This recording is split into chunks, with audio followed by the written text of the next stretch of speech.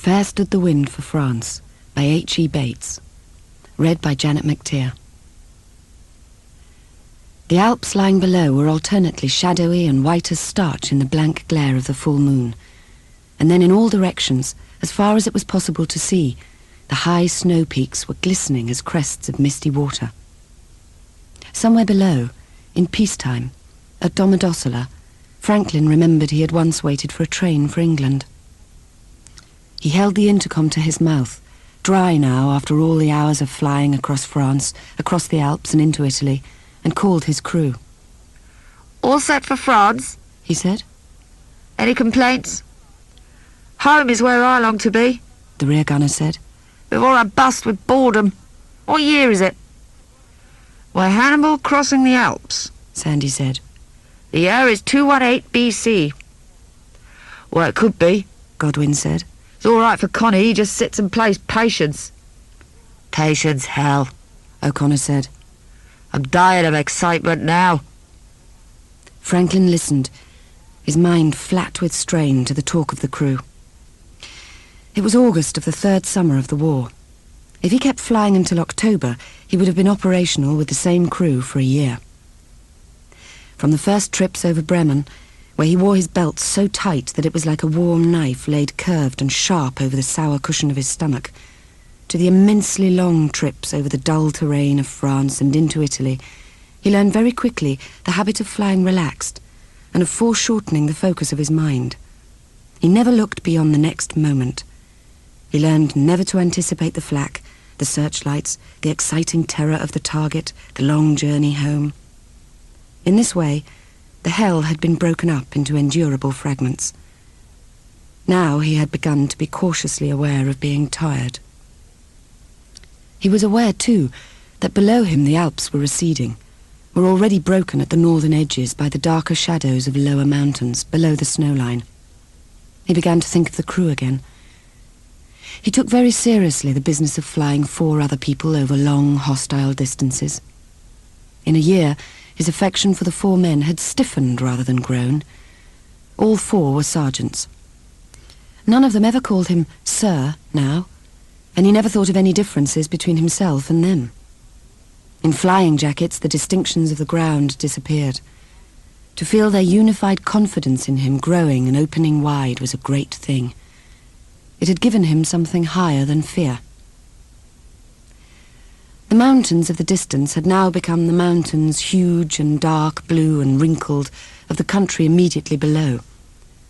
The moon was going down a little, and the great glare that had lain over the snow peaks had already diminished and was touched with amber. In this weak and more beautiful light, France seemed a country of placid yellow patterns. The mountains had slipped away, and the boredom of the country of the north was already eating into his mind, making him sleepy, when the aircraft skewed violently and took a sideways and downward slip. He had lost 500 feet before his reactions became clear again. Shock cleared his mind of fright. "Christ, Frankie," O'Connor said. "what the hell happened?" For a second or two the crew were all talking together. He did not listen. He was listening only to the sound of one engine. He knew quite well that the port had gone. "God, what was that?" Taylor said. "I felt like something in a catapult." Franklin's fears were abruptly crystallized by the voice of Sandy. "You could get that effect, Skip," he said, "by breaking an air screw." The airspeed was already down and was falling in irregular jerks on the dial. The altimeter showed a little less than 16,000. It fell as Franklin looked at it. "It is the air screw," he said.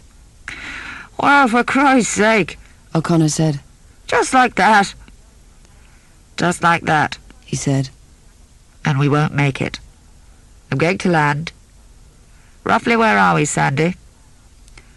"West-northwest of the Vosges. Occupied or unoccupied? Unless you turn back, it'll be occupied." "What's it matter?" O'Connor said. "They're all crooks." "You're going to find that out," Franklin said. As he put the nose of the Wellington down, he saw here and there the white and black cube of a house, the white straight intersections of roads, and in the fields, rows of shocked corn. He came into land with the moon gold on his right hand, and the pale yellow landscape coming up towards him at a furious slant. As the trees began to tear past underneath, he saw before him the clear space he had been seeking. But after the first bumping moments of contact, he knew something was wrong. The ground was too soft, and the Wellington did a ground loop. Franklin was thrown violently forward, and the world came smashing towards him, exploding his brain. When he opened his eyes, he could smell his own sickness on his flying jacket, and he could feel the beat of the aircraft engines pumping and thundering in his left arm. This arm was also wet and hot. "It's okay, Frankie," Sandy said. He was lying on his back, Sandy's head moving across the line of the moon. He wondered what had happened to the rest of them. "It's all right," Sandy said. "Everybody is all right." "What happened?" "The ground was too soft. We looped and wrapped up, that's all. We're in a marsh." The thump of engines pulling the socket of his arm with sickening pain began to increase as his consciousness came back. His face felt intensely cold and drawn. "Where are the rest?" "They're in the kite," Sandy said, "collecting things." "You all right?" "Jesus," he said. "I don't know." More and more the pain of his arm was sucking away his strength. He made a great effort and kept himself conscious. "Jesus, it's my arm." "I'll get your jacket off."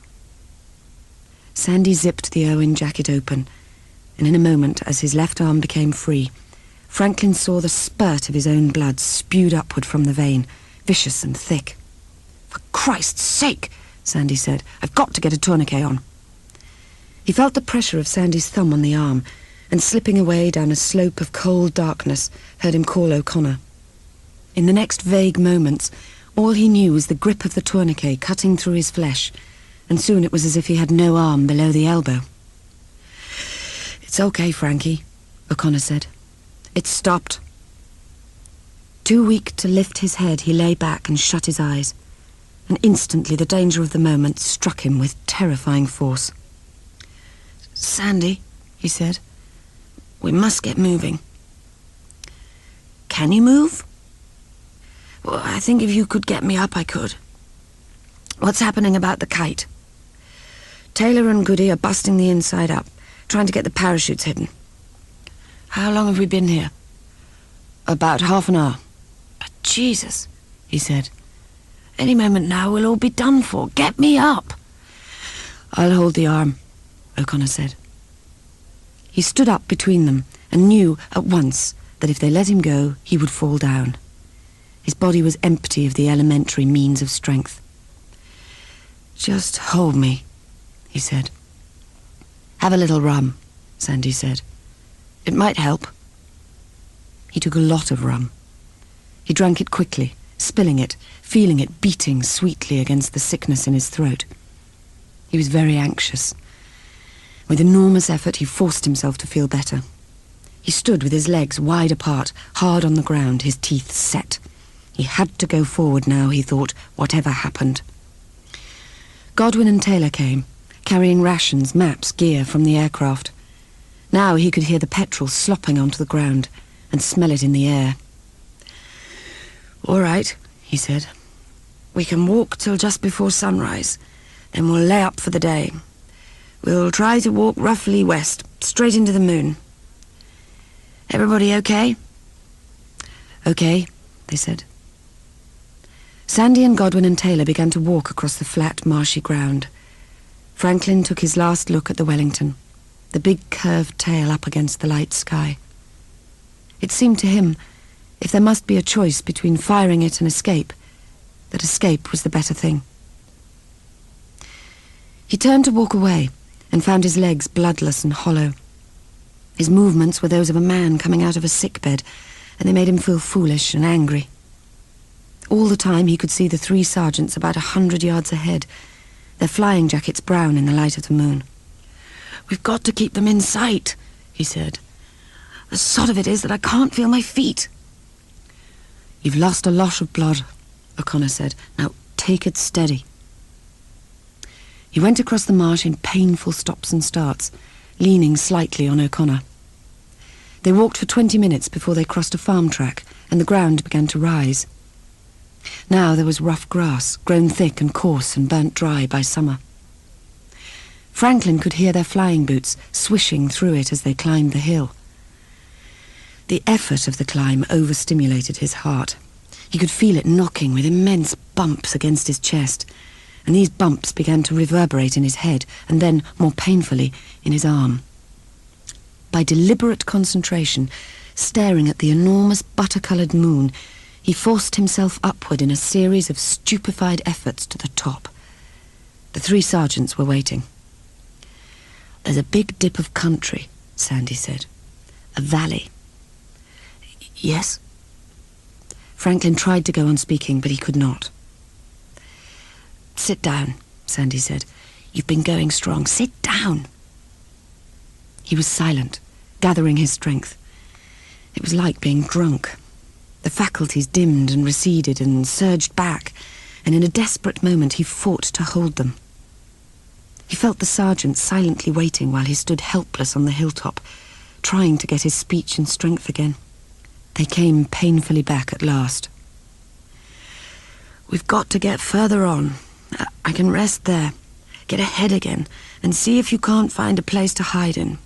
A wood if you can, somewhere we can watch the lie of the country." He watched once again the 3 go ahead, and then he followed, slowly, weakly, with O'Connor. With the moon at last severed by the horizon, he was vaguely aware of going into a wood, of the trees blacking out the sky, of lying down in this darkness, down and down, until he could feel even pain no longer. When he woke, the day was hot and calm. His mouth was sick. When he moved his head, it was as if it were weighted with lead. He looked down and saw his arm had been bandaged. It lay on his chest, suspended by a sling. "You're all right where you are," Sandy said. "We're in the wood. It's perfectly okay. You've had 10 hours sleep." "Jesus," he cried. "What time is it?" "About 12. Franklin lay looking at the sunlight jaggedly cut by the needle edges of the pines. "Where are the boys?" he questioned. "They've gone on a recce," Sandy said. "They shouldn't have gone," Franklin objected. He was worried. "We should stick together." "I think it's all right," Sandy said. "O'Connor's an old hand. He was in France for the first 8 months. Franklin sat up. The weight of his sickness seemed to rise as he himself rose. Beyond the dark edge of the woodland, the brightness of the day jumped, like a shutter, black and then intensely white. "Your arm," Sandy said. I warn you, it isn't good. Sooner or later you're going to have to do something about it or there'll be trouble." He sat back against the pine tree, listening and fretting. The blood beating into his head became the sound of the 3 sergeants returning. He felt his relief take the form of annoyance. It rose hotly inside him, and he checked it. He saw them coming, their blue sleeves bright in the shadows. "Hello, how'd you feel?" O'Connor said. "Not bad. What did you find?" he said. "I think we're lucky. Farther down there you can see the forest stretching for miles. It would take days to search it all." "All right. Did you see any houses?" "No, but there's a road on the top of the hill ahead. A line of telegraph poles shows it up." "Right." His annoyance had gone. He felt himself reassured by the competence of O'Connor's voice and face. O'Connor was 34. His Air Force service had begun in boyhood, in apprenticeship. He had fought in France and had been twice wounded. His face was tough and pale and sure. Lounging on the dry pine needles, they had a meal of chocolate and biscuits with a small tot of rum. Franklin felt the sickness of shock and loss of blood still lying hot and sour across his chest. "My idea is to start walking again at twilight," he said. "We've got to find a house before it's dark." "That's a risk," Taylor said. "It's a risk we have to take," he said. "We can't go on without food." They rested and watched in relays. The heat began to go down a little with the sun, about 6 o'clock, but all afternoon the bare cornland was white with heat below the shimmering blue-green vines on the far slope of the valley. There began to be some sign of twilight soon after 8 o'clock. The horizon below the vines turned purple, and as Franklin went down the slope from the wood with O'Connor, he watched the line of the telegraph poles. The road was empty as they went over it. Franklin just had time to see the black shine of the tire-worn tarmac and the line of the telegraph poles vanishing into a falling darkness, and then the 5 of them were in the field beyond and walking fast and downhill again. They went on, the 3 sergeants drawing forward as usual and heading almost dead into the thin strip of orange light lying far over in the west, the last of the day. In time, in the darkening night, Franklin lost sight of them. He was about to be angry with the sergeants for going too far ahead when he and O'Connor stumbled on them in the grass. "We thought we'd better wait," Taylor said. "There's a river 30 yards ahead." Taylor was very young and a very good gunner. Franklin had seen him sometimes a little drunk after a big spell of ops, with gaiety swimming on his face and his eyes bright with strain, and had wondered how old you needed to be before fear emerged from the embryo of mere excitement and became, at last, a harder and clearer pain. "It's about 60 yards wide and it looks deep," Taylor said. "Any bridge?" "Oh, I can't see anything. There's a big bend further up the stream." Franklin slipped his good arm out of his Owen jacket. "Now look," O'Connor said. "You're being a bloody fool." "You can all swim, can't you?" "All except you. I can swim with 2 fingers. You can't swim with that arm. We've got to get over." "Right, and we will. I'll tow you over." Franklin did not answer. "I swam 2 rivers in France in 1940. It's easy if you do it right. You strip and you take your clothes over and you keep them dry." Frankie knew that O'Connor was right. "Okay, you do it your way," he said. They went on to the sandy edge of the river. O'Connor undressed and rolled his clothes into his flying jacket, which he tied with his braces. "The best way is to swim on your back. Use your legs and keep your clothes above the water." O'Connor went into the water up to his knees, then crouched and rolled over. They watched him swim across, his upraised arms pale against the black water. He went slowly and easily, and finally they saw him on the far bank, just visible in the darkness, and heard his call. "Piece of cake," he said. "Okay." Noisier than O'Connor, splashing heavily by the bank, the 3 sergeants swam the river. Watching them, Franklin took off his boots. It was awkward with one arm. He felt lopsided. He tried to pull his shirt over his head, but the blood had come through the bandage, sticking one to the other. O'Connor, breathing hard, came out of the river. "Okay," said Franklin. "Lovely. I feel a man and a half. You fit?" "Not quite. My shirt's sticking to the bandage." "Hold hard. Can you straighten your arm?" He tried, but the elbow joint would not move, and a wave of cold weakness washed over him. "I'm not surprised you can't bend it. Hold on." He began to rip the shirt up from the cuff. He peeled it off the dried blood of the bandage, and it came away crackling like paper. When finally it was free, O'Connor pulled the shirt over Franklin's head. They went down into the water. It was cold, and the shock surged up into Franklin's throat. He crouched down, and O'Connor pulled him backwards into the water. He had for 1 second a spasm of panic, but he held tight against it. A moment later, he felt the motion of O'Connor swimming, and held his wounded arm up in the air and the clothes tight against his chest with the other arm, and he felt the water going past him, smooth and cold and easy. Franklin did not remember much else about that night, except their walking on in what he knew by the rising moon was a roughly westward direction. He remembered the moon always very white in the clear summer night sky, and the same crops repeating themselves, roots and corn and potatoes, and sometimes a slope of vines over the folds of the bright land. They came at last to a hill where the 3 sergeants had stopped, out of the moonlight, near a group of beeches. "Look down there," Sandy said. "Jesus." Down in the valley he saw the river, broader now and bright as chromium between dark banks. "See that house?" Sandy said. Yes. Tall and squarish, dustily white in the moonlight on the curve of the river. Nearer, up the slope, he could see a little orchard, and then a strip of vines. "It's a mill," he said. "What do we do?" Sandy said. "We'll rest in the vines for the night, and in the morning I'll go down to the house."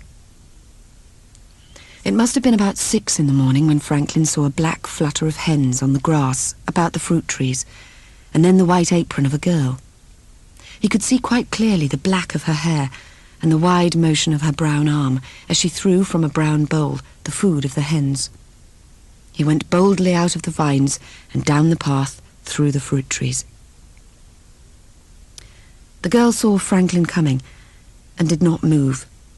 She was very dark, and her eyes, big and bright and black, did not move either. "Je suis anglais," he said.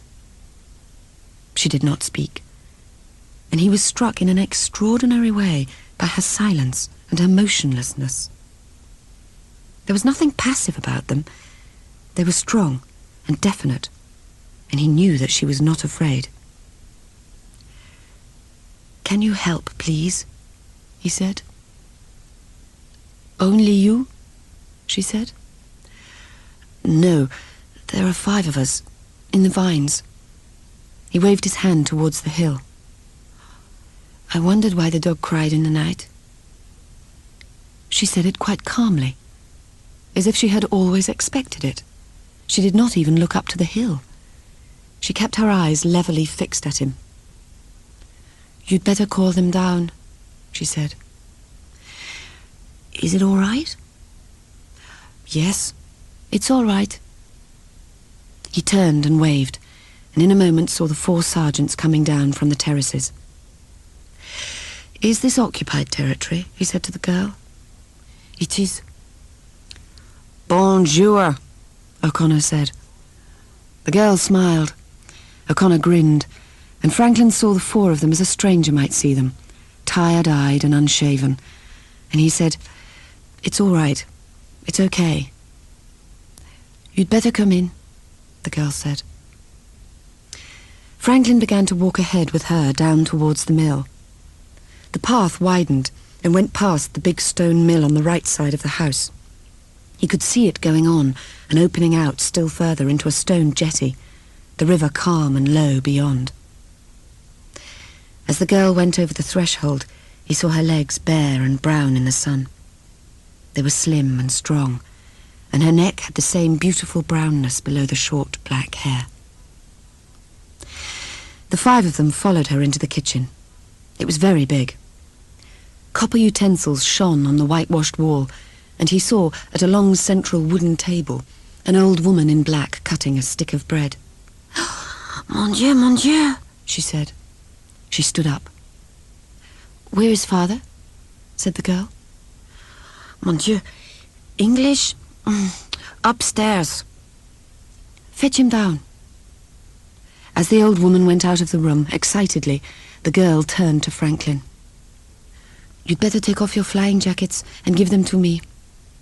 She was as calm and serious as before. "What were you flying?" A Wellington. I brought the aircraft down." He told her about the marsh and the forest and the river. "Where are we now?" he said. "This is the same river you crossed." He knew suddenly that she was not going to tell him where they were, and that it was the right thing. Her father came into the room, followed by the old woman, who gathered up the flying jackets. The man was tall and thin, with dark hair, and the same sallow skin as the girl, with deep fissures like cuts below his high brown cheekbones. He held out his hand, and Franklin took it. "You aim to get to Spain?" If possible." "The situation is not easy," the man said. "There have been all sorts of rumors. Farther north they have taken hostages." "I don't want you to take any risks for us," said Franklin. "In France, everything is a risk now," the man said. "I'm sorry. We know." "You will want to eat," the man said. "Perhaps you will go upstairs first. Have you the necessary things to shave with?" "My friend here has a razor," said Franklin, pointing to O'Connor. "He's always the man of emergency." "Then please go up. My daughter will take you." "Thank you," said Franklin. "Thank you indeed." The girl took them up wooden, carpetless stairs to a first landing, and then up a second flight to a room at the top. A single window looked downriver, across the valley. The sergeant stood awkwardly, tired and nervous with strain. Franklin looked at the yard below. "There's a man down there," he said. "Only Pierre," she said. Your brother?" No. He would be helping my father in the mill if the mill were working." "Will he know about us?" "He will know, and it will be all right." He did not say any more. The strain of things, and now the relief, came rushing up through his body in a spasm of cold weakness. He held it down, and in that moment, the girl, alert and dark-eyed, looked the calmest, surest person he had ever known. In an hour, Franklin went downstairs alone. He found the girl and the old woman waiting for him on the first landing. "Now," said the girl, "there are only 4 of us. This is my grandmother, my father's mother." "Madame," he said. He bowed slightly. The old lady, who looked more than 70, had a big silver crucifix on her chest. She looked eternal and old and scared, and did not say anything. "Then there's Pierre and my father and myself." "Yes," he said. "That's all," she said. "There is a bridge about 2 miles down the river, and if anybody else comes, it will be that way, and it probably will not be good. But if you see a man like my father, though taller, it will be my uncle." "Yes." "We are going to put you in the mill. You can only come out at night, and only 1 at a time. Now, come down to eat."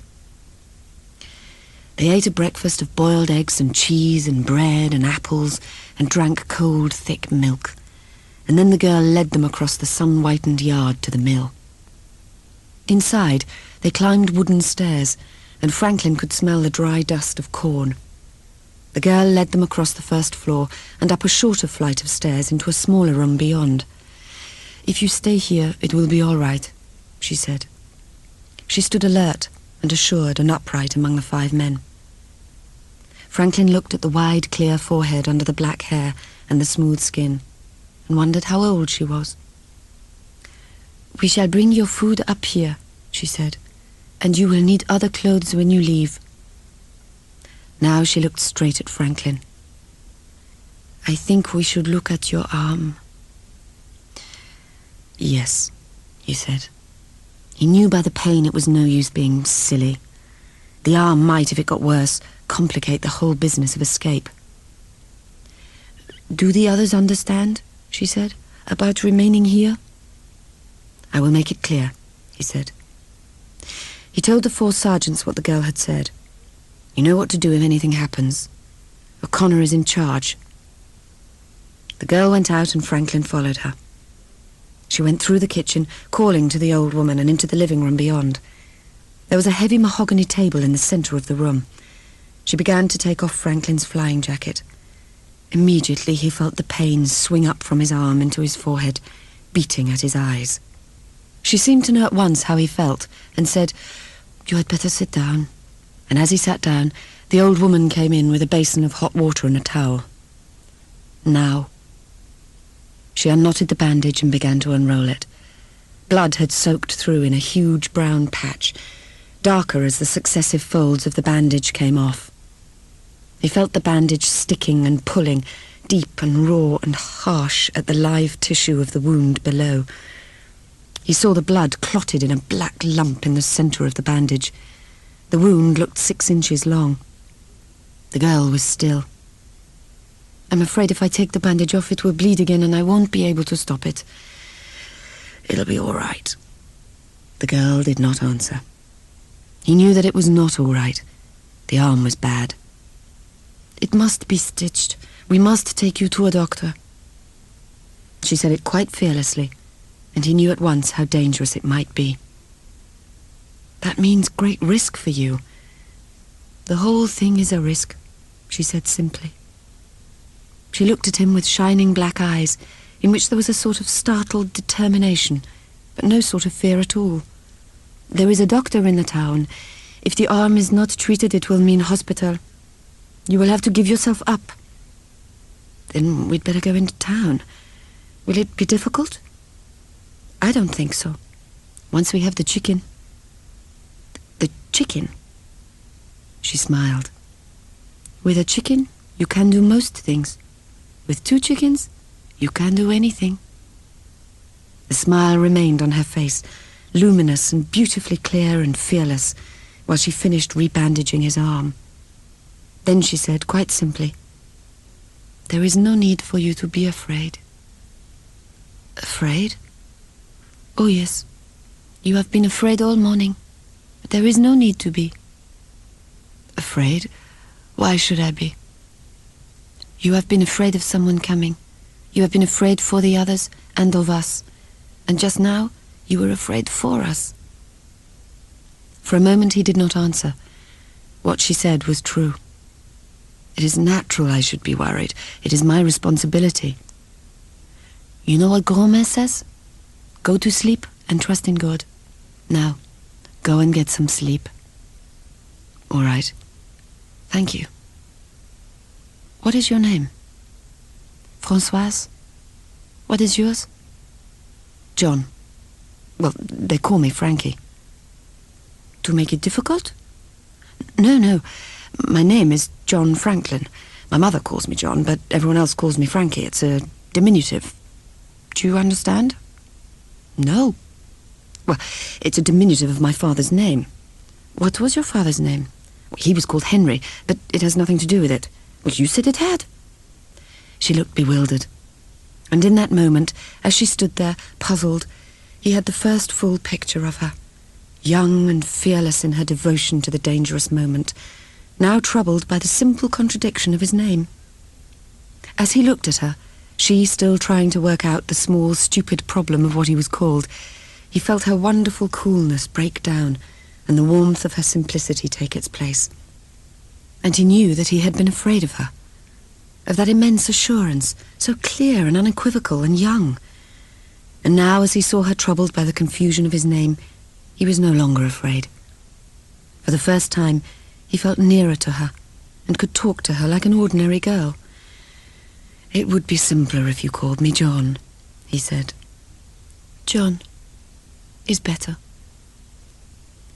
Franklin, the girl, and Pierre drove into town on the following morning. The girl sat holding 2 chickens, tied in brown paper, on the broad seat in the front of the cart. Pierre was driving, and Franklin, wearing black trousers, a black jacket, and striped blue shirt, sat between them. The jacket was buttoned so that his injured arm, tucked into the shirt, was not visible. The land, flat and white in the hot sun, began to rise after the first few miles from corn stubble onto a country of vineyards. The road was very straight now, with double lines of tall poplars, and dust had gathered as thick as white sand on its edges. A few bicycles came along, and a few peasants walking, but there were no cars. "What is the procedure in the town?" asked Franklin. "There is no procedure. Some days they stop you, and some days they don't." "What do we do?" "We drive straight in. It's better to do the obvious than to try to be clever." Now the avenue of poplars had ended, and beyond them were groups of red and white houses. In a few moments, the road turned and began to go uphill. The houses gave way in time to larger villas, standing back from the road, and then to shops and cafes, their awnings down against the sun. There were more people, and Franklin saw an occasional queue of women outside a shop, and in the windows of the patisserie shops were trays of grey, underbaked bread. Franklin began to look for Germans, and discovered as he did so that he was holding himself very tense, pressing his feet hard against the floor of the cart. "This is the bloodiest business I was ever in," he thought. And in that moment he remembered the girl. She was simply looking straight ahead, without concern. And as he looked at her, he had all the assurance in the world. The cart came now to a central square, with fruit stalls along 3 sides and carts parked in rows by a fountain in the centre. On the 4th side of the square was a big church, the front wide and ornate, with wide steps leading up to a central door. "Go to the right of the church, down the Rue Saint-Honoré, and take the first turning to the right. It is called Rue Richer. Is it clear?" "It's quite clear. Go to number 9. Ring twice. My father has arranged it. The doctor and he are friends." "I'm very grateful." She was smiling. She laid the chickens on his knees as the cart came to a halt in the middle of the square. "Where will you be?" "In the church." Franklin got down and held the chickens under his good arm. "Don't hurry. Walk as if it did not matter." The Rue Saint-Honoré was a long street, narrow and quite straight, with 4-storied business premises and shops on either side. There was a cafe at the corner. The Rue Richer was about 100 yards along, and Franklin went straight up the steps of number 9 and rang the bell. The door was opened by a woman of 60 or so, dressed in black, with a white starched apron, like a nurse. "Good morning." "Good morning," said Franklin. "I've brought the chickens." "Come in," she said stiffly. She led Franklin down a passage and left him in a square room with big French windows. There was a surgical chest with small drawers along one wall and a plain wooden table in the centre. Above the table was a single electric bulb.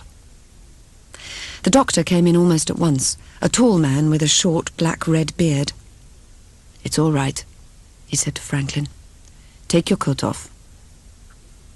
Franklin struggled out of his coat and lay on the table. The light pierced his eyes with brilliant pain as he felt the doctor unknotting the bandage on his arm. "An English aviator?" "Yes." He was very guarded now. "My son was an aviator. He flew Moran 406s at the front until 1940. "Fighters. You know them?" No, I know of them." "You were not in France?" "No." He heard the dried blood of the bandage crackling on his arm. "My son shot down 4 planes. Oh, you bled a great deal." "Yes." "He was himself shot down on May the 31st, just before the end. It was bad luck. He was taken prisoner." "It was very bad luck." "Almost at the same time Henri was also shot down." Henri?" "Francois' brother." "Has the bandage been off before?" "No." Franklin thought of Francois and the brother. The fact seemed suddenly to illuminate all that she did. "We have no anesthetics. I am sorry." "I've brought morphia and anti-tetanus from the aircraft.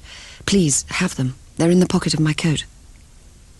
"I am grateful," the doctor said. He stood under the arc of light, thin and tall and tired.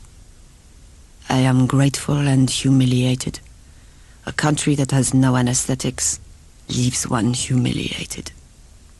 Without warning, he took the bandage and pulled it with skillful savagery off the arm. Franklin felt new blood run warm and sickening, felt that all his arm lay open to acid, and that the flesh was broken apart, and then in waves of pain and cold darkness was brought together again.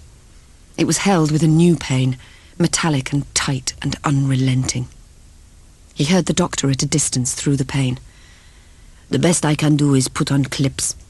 You should go to hospital." "Which is the equivalent of prison." "Exactly. You are all right now?" "I'm all right." In the church, Francoise was alone, halfway to the altar, kneeling with her head on her hands. He went quietly and knelt beside her. He was very close to her and felt the intimacy of the moment.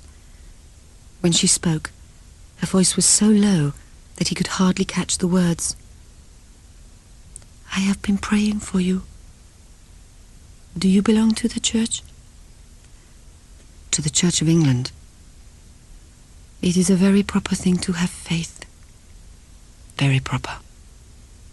"I had faith you would come back this morning, and you came back. I have faith that you will get away safely, and I know that it can happen. I have prayed very hard for that." He did not know what to say. He felt small because of her simplicity and the great assurance behind the simplicity. She turned her head, and suddenly, as she looked at him, she seemed so young and calm that he was horrified. He remembered with a sickening shock all that it meant in France to help someone like himself. It was treason. His sickness rose and turned sour in his throat. They must get away, so that if anything disastrous should happen, it would happen only to themselves and not to the girl. "Can we go tonight?" "No. We ought to. When it is possible, yes, but it isn't yet." "I am afraid for you." "There is no need. It has been done before. If you have faith, it can be done again. It is a question of patience and faith. You have only to trust us. That's all." He suddenly put his free hand against hers. "I will trust you. But in turn, will you trust me? If you feel at any time that the risk is too great, you will tell me and let us go." "I will trust you in everything." And she crossed herself swiftly, but with proper humility as she got to her feet. "Don't hurry, and don't look back." They drove in silence, in the hot sun, out of the town, and every motion of the cart brought a jagged knife across his skull. When they came to the mill yard and he got down, the force of his feet striking the ground seemed to rock his head on his shoulders. "Go straight up." Climbing slowly up the stairs inside the mill, the shadow cool on his eyes after the pain of the sun, he heard the sergeant's excited voices. They burst at him as he opened the door.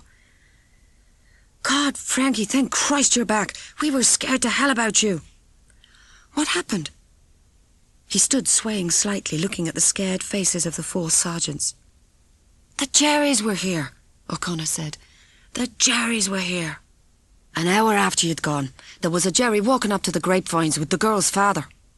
It might be nothing. They were in there bloody near half an hour. When they came out, the old man was as grim as hell. What else? That's the damn funny thing. Nothing else. The Jerry went." Franklin tried to think calmly, but all he heard about treachery in France began to break in on his calmness. With his head beating in pain, it was difficult to make sense of his thoughts. "Sandy, what do you think?" "I think we should start walking." "You're telling me?" Looking at Godwin and Taylor, Franklin knew suddenly that all 4 of them were thinking the same way. "Did you find out the name of the town?" Sandy said. "They would rather we didn't know it. Thinking of themselves, just like the bloody French." "And what the hell are we doing?" Franklin said, his anger breaking. "Have some sense. Nobody is going to shoot you if you're caught, but that's the risk that they run. If they don't sell us out, I saw the French in 1940 and I don't trust them, not again." "All right," Franklin said. He felt his anger flatten into hostility. He was very tired. "Just to satisfy you, I'll go and find out what this Jerry business was all about." He went out of the room without another word and downstairs and straight across the yard. His anger was still thumping painfully in his forehead when he came into the kitchen and saw the girl. "You shouldn't have come down here." She came out and shut the door quickly behind him. "There was someone here." "Yes, a German." "Is it all right?" "Quite all right." She stood straight up, young and clear and rather defiant.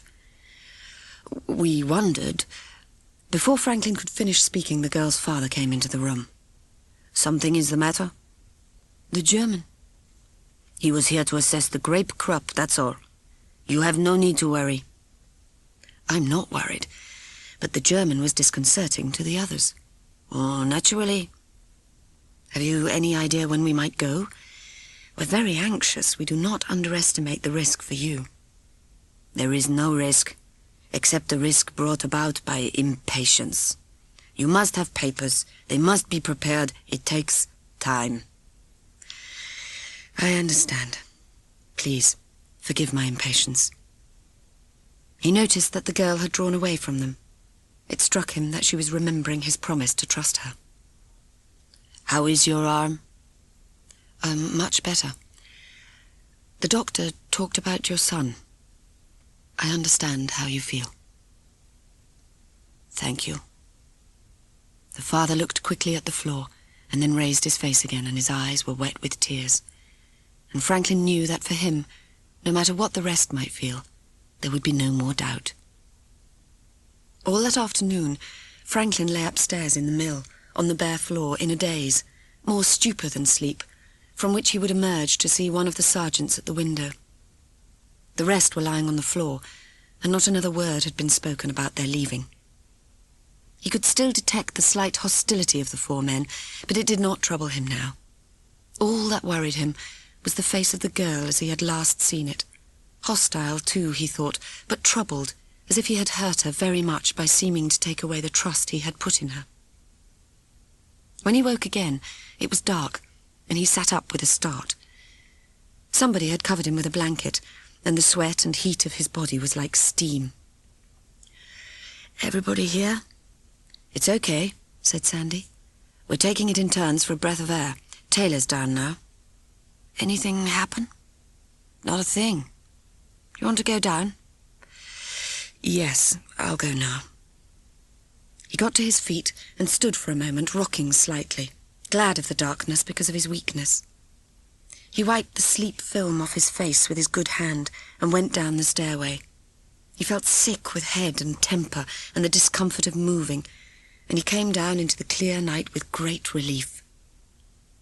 He heard voices and walked on down the stone roadway between the house and the mill until he could see the water shining beyond the jetty. The first voice was the girl, and the other, also speaking in French, was Taylor's voice. He seemed to have no difficulty with French at all. They were by the jetty, and Franklin walked towards them as if he were going to walk into the river. He felt impelled by violent anger. He knew there was no reason for it, but he had no strength to check it.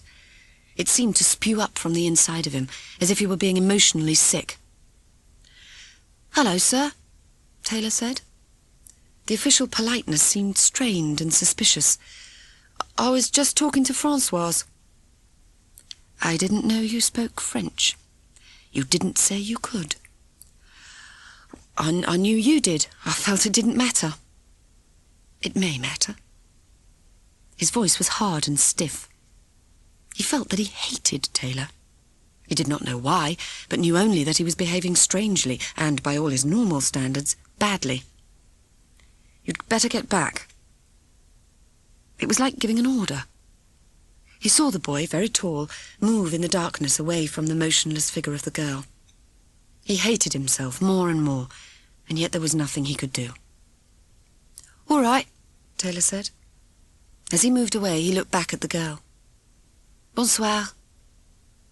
The French was excellent, smoother by far than his own. The intimacy of its excellence made Franklin mad. "Bonsoir, mademoiselle." "Bonsoir," she said. Taylor turned abruptly and went, and Franklin felt as if he were deliberately left between them. Taylor walking quickly away towards the mill, the girl now slowly turning and going towards the river. He walked after her, and then, walking with her, felt suddenly very cheap, and, underneath the inexplicable anger, humiliated. "I'm sorry." "Do you feel better after your sleep?" "I'm better. I didn't sleep much." She walked slowly, away from the mill and behind the house where the garden came down to the water. The fence ran by the river edge, a path beside it, and then clumps of apple trees overhanging it. The girl leaned against the fence under the trees, and he could smell the overripe fragrance of apples, fallen and crushed in the grass. He took a long breath, and knew suddenly that what he had to say must be said now or never at all. "I want to tell you how it was I came down into the kitchen. It no longer matters. It was the others who did not trust you. After the German came, not myself. I trust you completely. How could I do otherwise?" He put his good arm on her shoulder. She did not come towards him. She did not speak either, but presently he felt some of his complicated anger smooth itself out, the moment growing through quietness and hesitation into ease and tenderness. "Please." He moved his arm very slightly, and she came towards him a little. "Forgive me if it seems that I doubted you." "Some doubt on both sides is natural." "At first, but not now." "I have no doubt." He leaned his face towards her, feeling her cheek smooth and so much cooler than his own. All his anger had gone now, replaced by the simple ache of his own sickness. As he touched her, she came very slightly towards him, and he was at once tired and grateful with slight exultation at the same time. He put his hand on her neck and drew her towards him, but he did not say anything. There were many things he would want to talk to her about in time, he thought. He would want to talk about France, her brother, the escape, the war, but he was occupied now only with the transition of his feelings from anger to humiliation, and now from humiliation to tenderness. As he held her, he looked across the river over the dark fields. The stars in the summer sky were repeated in the smooth flow of water, and there was no sound, and he thought of the countryside at home, in England, when leave took him to Worcestershire, and the valleys were heavy with blossom, and the war was a separate and unreal experience. It seemed unreal to him now as he looked at the river and held the girl with his one good arm, her face cool against his weariness. Then all the unreality of it became real as he turned his face and put his lips against her throat and kissed her. "You're tired." She lifted her face. Her voice was very tender, and he was startled. "How should you know?" "The way you kissed me is tired." "Do you want me to kiss you in a way that is not tired?" "If you like." He waited for a few seconds, and then she turned her body, and he kissed her full on the mouth.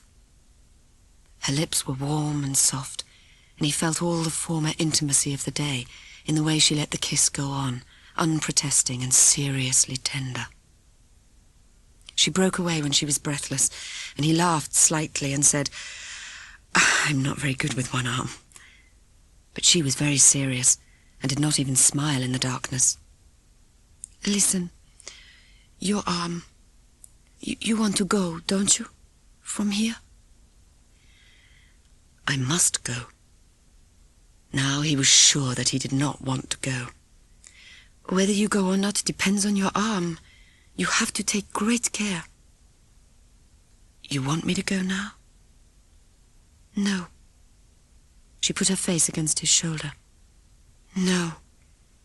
But the arm is dangerous. You look sick." "I feel sick." Suddenly he admitted it. It seemed useless to keep any part of himself from her now. "If the arm gets worse, it will be very complicated for all of us." She took his good arm and began to walk along the path. He knew now the cause of his anger, of his feeling against Taylor. His sickness had gone down to his feet. He could hardly set them on the path, and he was glad when he and the girl stood by the mill again. "There is a possibility of getting passes, at least for 2 of you. My father will be back tonight. We will know then." "Thank you." He put his good arm across her shoulder, and she lifted her face and kissed him again. By the morning when he woke, Franklin's head seemed to have swollen strangely. His tongue was thick and sour in his terribly thirsty mouth. Above all, he did not want to move. The sergeants had covered him with blankets, but when he opened his eyes, he saw only Sandy and O'Connor. The sun was well up, the sky blue already with morning heat through the little window. He could feel his arm. It was as if someone had bound it to his side, and the hot, swollen flesh was trying to pulse itself free with sickening force. "Hello, Skip. All right?" Sandy came and knelt beside him. "I feel lousy. Where the hell are the others?" "It's all right. Upstairs. They found there was another floor above. The old lady said it was safe, so they went up to keep a better lookout. They can talk up there without disturbing you. Walk about a bit." "The father's been up," said O'Connor. "Taylor talked to him. He says there'll be 2 passers-by tonight. I'm sorry, Skip, about yesterday. Not trusting. I don't want to go. Not yet. Let the 2 kids go." "All right." He looked at O'Connor and grinned. He liked the feeling of friendliness, stronger in renewal. O'Connor, tough and common and warm as a brick, grinned back. "Do you want me to shave you? It's cold water, but you'll feel fresher." "It would be damn nice." Franklin lay back and shut his eyes, and felt the water very cool on his face as O'Connor rubbed it on, and after it the cream. He had no energy or desire to speak until Sandy began to pull his leg gently, his voice mocking quietly. "Nice weather for the time of year, sir. How are your onions looking?" He grinned. "Stop nattering. Have a look at the arm. The bandage is tightened up like hell." He lay midway between the pleasant pull of the razor and the fretful, tender pull of the bandage unrolling, until he felt the air cool on the hot arm. Then he looked and saw the arm, swollen and fiery. "The arm's putting on weight." Sandy did not say anything. He began to roll the bandage back. O'Connor wiped his face with a damp towel. "All right?" "Thanks. It feels wonderful. I could drink pints and pints." "The girl brought a jug of water." The memory of the girl and the intimate moment by the river suddenly came back. The pleasure of it broke through like light. All his mind became clear and happy, fresh with recollection. Then O'Connor brought the jug, and Franklin drank straight out of it, spilling some of the water on his shirt. Its cold cleanness had on his body the same effect as the memory of the girl had on his mind. "I'd like to talk to her. Will you fetch her, Sandy? And Connie, if you'd check on Goddy and Taylor upstairs and keep your eye on the roads." The girl came in very quietly a minute or 2 later. She was dressed in a short green skirt and a white blouse of some shining, thin material that showed the shape of her breasts. "Francois." He smiled. He wanted to kiss her again, and he felt the excitement of the moment growing bigger than the feeling of the illness. He reached forward and pulled her down towards him, and she came without any hesitation. When he'd kissed her, she turned her face. "This is no time. There are serious things to talk about." "Oh, this is serious."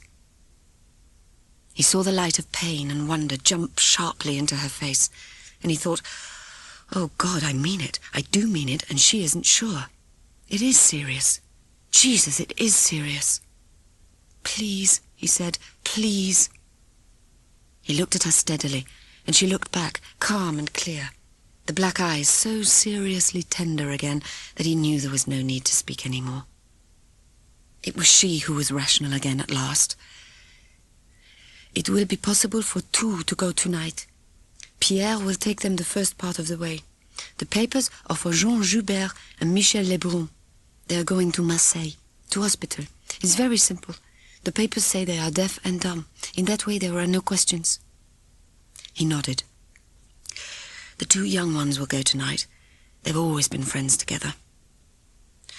Their ages and descriptions must be filled in, and they had better get to know the papers. Confidence is everything." They must sleep now. They will be travelling all night. She bent down and kissed him, and he discovered that he had hardly the strength to kiss her back. Try to sleep. There was nothing else to the day except the increase of pain and sickness and the sweat of his body under the blankets, and whenever he opened his eyes, the glaring square of sun, and whenever he shut them, the image of the girl, steady and bright in the dark confusion of fever. O'Connor roused him a little after 8 in the evening. The 2 sergeants were ready to go. Taylor was wearing a dark blue beret and a blue sweater tucked into a pair of navy blue trousers. He looked very French and very young. Franklin held up his hand. It was more of an effort than he expected. Taylor took the hand. It seemed an awkward moment, and they each said goodbye. Then Goddy came up, and Franklin said, "Goodbye, Goddy. Don't go arsing around too much. Keep your head." "Goodbye, Frankie," Goddy said. "I hope your arm will be better." Franklin smiled. He's a good kid, he thought. A hell of a nice kid. Too nice to be in a war and getting his life ballsed up. I hope you get through all right. Franklin heard the 2 young sergeants saying goodbye to Sandy and O'Connor, and the voice jumbled in his head as the 2 boys went downstairs. "We can watch them go up the hill," he heard O'Connor say. The 2 elder sergeants stood at the window. Franklin got slowly up, kneeling first, then standing, his head seeming like a great iron ball on a matchstick. A second later he was falling through the cold space of the mill, bailing out like a dead weight, down forever, until he struck his arm against the stone, and it broke off. When he came round, he saw an oil lamp burning on a table by the bedside, and the old woman moving about in the low light. "This is it," was his first thought. "If they come now, they'll shoot everybody. The old lady and the girl, everybody. There's no escape now. Oh, Jesus, what have I done?" His arm hurt like hell. "What time is it?" "It is past the time for talking," she said. She came and stood in the lamplight, so that her shadow was huge and easy on his face. She stood there, it seemed to him, all night, so that the light should keep out of his eyes. Whenever he woke, the shadow was on his face, but afterwards he knew it was the whole darkness, and that the lamp had gone. When he really came to himself, it was day, and the girl was in the room.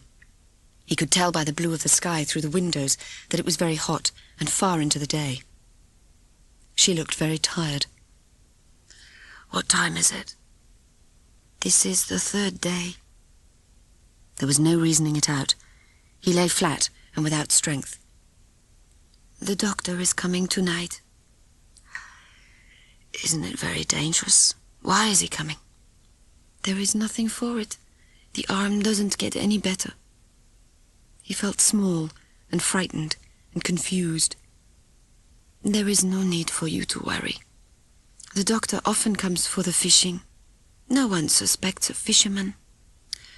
"The others, the 2 sergeants." "They want to talk to you. Do you feel strong enough? They will go soon, tonight perhaps." As she went out to fetch the sergeants, he remembered something. "My revolver, it was round my waist. What happened to it when they undressed me?" "I think the sergeants have it." "Would you tell them to bring it, please?" She went out of the room, and his thoughts had no real coherence again, and he let them go. He shut his eyes for a moment, and then was glad to hear O'Connor and Sandy and Francois coming upstairs. He opened his eyes as they came into the room. The girl looked very lovely, and clear and dark beside the 2 men. O'Connor tough and mousy, Sandy bald and fair, in their makeshift French shirts and trousers. "You're a nice one," said O'Connor. "I'm sorry. I got you all into this mess from the first." "Oh, yes. I saw you climb out of the kite and break the bloody air screw with your hands." "How do you feel?" said Sandy. I don't know quite what day it is." "Do you feel well enough to hear something?" "You're going. I know." "That's the point. We're not going." "Don't talk cock." His anger was only a husk. If the arrangements are for you to go, you go. Let's talk sense. You've been bloody ill. How can we go? He did not answer immediately. All his arguments were ready. He was too weak and stupefied to marshal them at once. Only the arm was fully and fiercely alive with its tight and bloated pain. At last he said what he had to say. Every day you stop here means added risk for these people. 1 man is 1 risk. 5 men is 5 times the risk. Every time we can lessen it, it's a good thing. If the papers are ready, you go. That's all. Now look, Skip, you go. And you go as soon as you can. You are bloody stubborn. I know I'm bloody stubborn, and that's why I'll be all right. Did you bring my revolver? Yes, I've got it. Thanks. You never know. O'Connor and Sandy looked very miserable. Then an awful sickness flew over Franklin, and he felt as if he would float away. He came to himself later, without having any idea of what time it was. But now lace curtains had been drawn over the open window, and a light wind was blowing the curtains irregularly to and fro. Far away, very far away, a little out of focus, stood the doctor. Franklin did not speak. "Can you hear me?" said the doctor. "Are you still sleepy?" Hellish, Franklin thought. He tried to smile. He felt the smile crack his dry lips. The doctor went on speaking. Franklin realized that what he was saying was of immense importance, but he did not care, did not respond until he grasped that the doctor was talking about a hospital. Hospital? For such an arm as yours, there is no course but hospital. You have to make the choice, of course. Franklin struggled for a coherent response. Between what? Between going to hospital as a prisoner or remaining here. But you must be fully aware of what it means to remain here. The voice was distant, almost a whisper. If you remain here, it will be necessary to take off the arm. The words hit him as a wind of terror. It was the biggest horror he had ever known. Jesus, he thought. Please, Jesus. The terror seemed to career furiously round the whole world, like a terrific living comet of protest, and then it broke against his eyes and became instantly a single and more terrible thought. I'll never fly again. I'll never fly again. Jesus, I'll never fly again. I will be frank. If you go to hospital, they will take off the arm. There is no choice. If the operation is done now, I have complete confidence. I will bring my brother from the hospital itself. He is a surgeon, very competent. He needs some fishing too. Franklin, not answering, suddenly remembered Sandy and O'Connor. They're going tonight. The sergeants, they're going, Franklin said in a moment of despair. I don't want them to know. They must not know.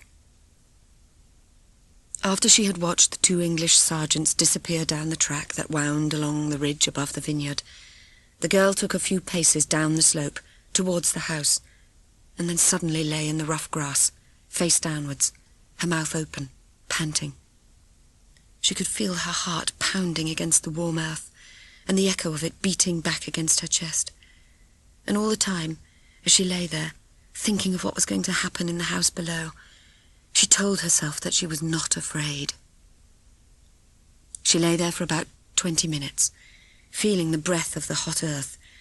Then she got up and went down the path, her face firm and calm. At the river edge, a boat, broad and shallow, lay tied to the jetty. She took up the heavy oars and pushed away from the jetty. The boat was sluggish against the stream, the sun burning against the back of her neck and shoulders. She pulled hard until she could no longer see the mill beyond the bend of the stream, and then tied up on the right bank, under a line of willows. 200 yards upstream was an iron bridge on which, in the early days of the occupation, a sentry had waited. Now, the Germans had taken him away. She began to fish, and she sat there for a long time, watching the willow roots and the float and the sun moving away from the water, while in her mind there was a continuous flow of prayer. When it became dark, she began to row slowly back downstream, while the fish she had caught flopped about in the bottom of the boat. Since Franklin had walked down through the orchard that morning, she had never been afraid, only excited, very, very excited. She had felt as if anything that had happened had been bound to happen. She had always wanted it to happen. She remembered the moment with Franklin under the apple trees. It was wonderful, and now she was struck by the terror that it would never happen again. It was no longer a simple affair of hiding and escape. There were many people in it now, and soon someone would say too much. Franklin would be taken, and in turn, she thought in terror, they will take us out and shoot us. And what happened under the apple trees will not even be a memory. She tried to calm herself as she walked up from the river to the house, carrying the fish. In the kitchen, the lamp was burning, and the old woman was laying the cloth. She went past her and slid the fish into the sink. The doctor from the hospital came into the kitchen. He walked straight over to the sink where the girl stood. He was carrying something in a towel. The towel looked like a red and white flag. "Good fish," he said. She looked up and was too startled to answer. He looked grey and tired. His collar was undone and his tie loosened. He put the bundle in a chair. Her terror became wild and fresh as she saw his hand stretched towards the tap. It spurted with a great ice-cold jet across her mind as the tap was turned. She saw the arms, up to the elbows, wet and bright with blood, and then the water turning to broken scarlet as the hands were held there. She clung to the edge of the sink as if she were clinging to the edge of the world.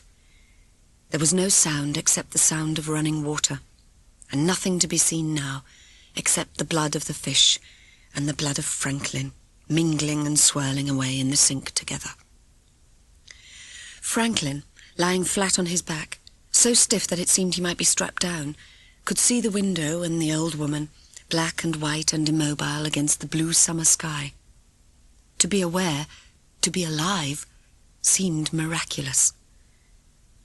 "Madame, I could drink." The old woman came to the left side of the bed, and he moved his right arm. Then he stopped, and held it dead still under the sheet, poised as his mind was poised in the oddest and most awful moment of his life. He knew that he had no left arm. The old woman must have understood. She stood quite still, waiting for the shock to pass. He did not move, partly through shock, but partly because of an absurd fear that he would overbalance and fall out of bed. He knew that the other arm was not there, but there was no sensation of emptiness, only of distrust. All of his body was stiff with caution. He reached over his right arm to the left side of himself. Where the left should have been, there was a corset of bandage. He let his hand slip down towards his waist. From somewhere about the height of his ribs, there was nothing left. They had taken off the arm above the elbow. "What day is it?" "Wednesday.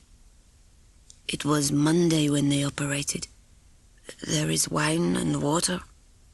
Can you drink if I pour it out?" The wine was red, watered down until it was paler than vin rosé. He raised himself up, with some difficulty, onto his right elbow. She held the glass on his lips, and he guided it with his own hand. Movement drew the strength from his fingers, leaving them like flaky shells of dry flesh. The wind was cold and tart on his lips, and the light from the window beat on his eyes. He lowered them and drank again. His strength had practically gone. He closed his eyes and lay down, and when he opened them again, the girl was standing by the bed.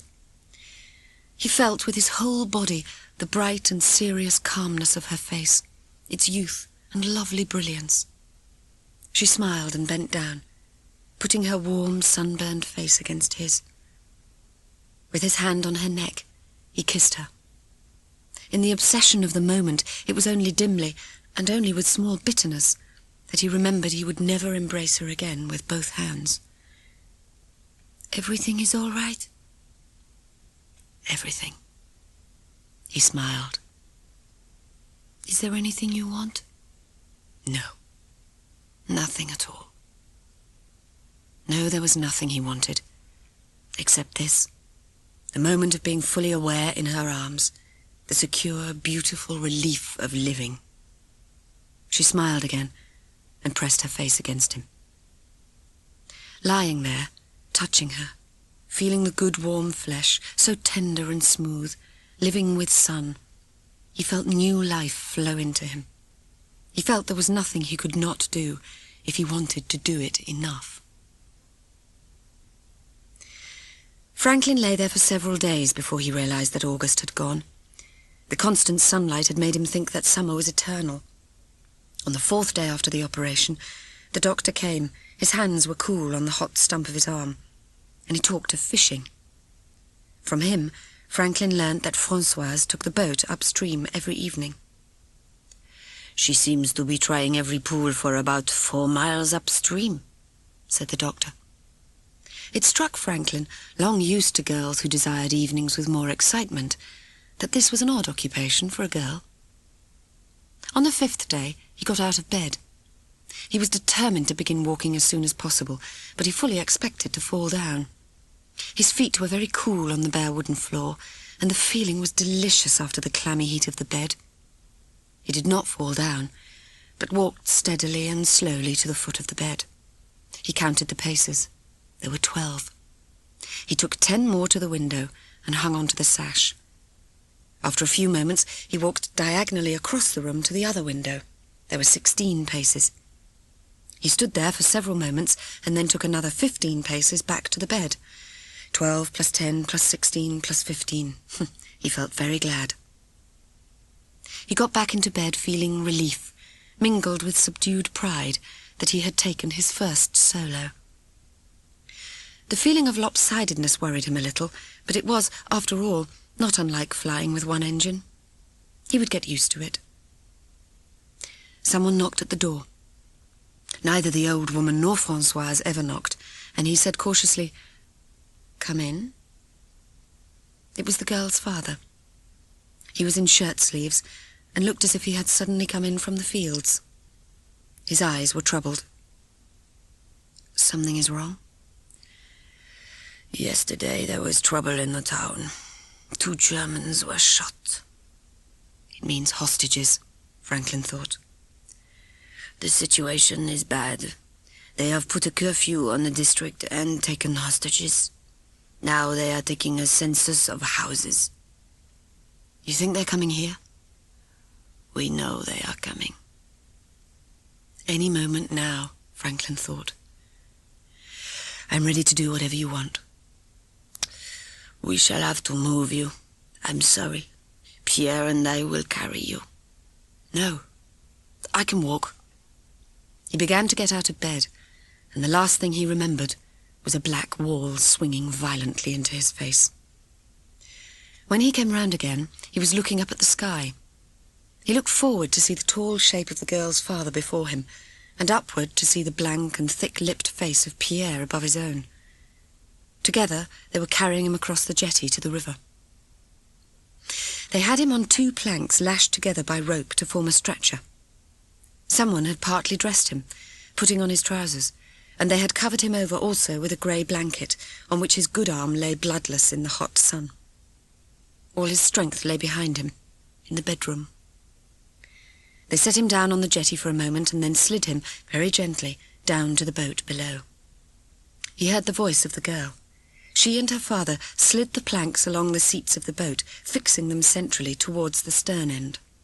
Then Franklin felt the boat rock and saw the girl's father standing on the jetty, and then, above him, the girl bending down.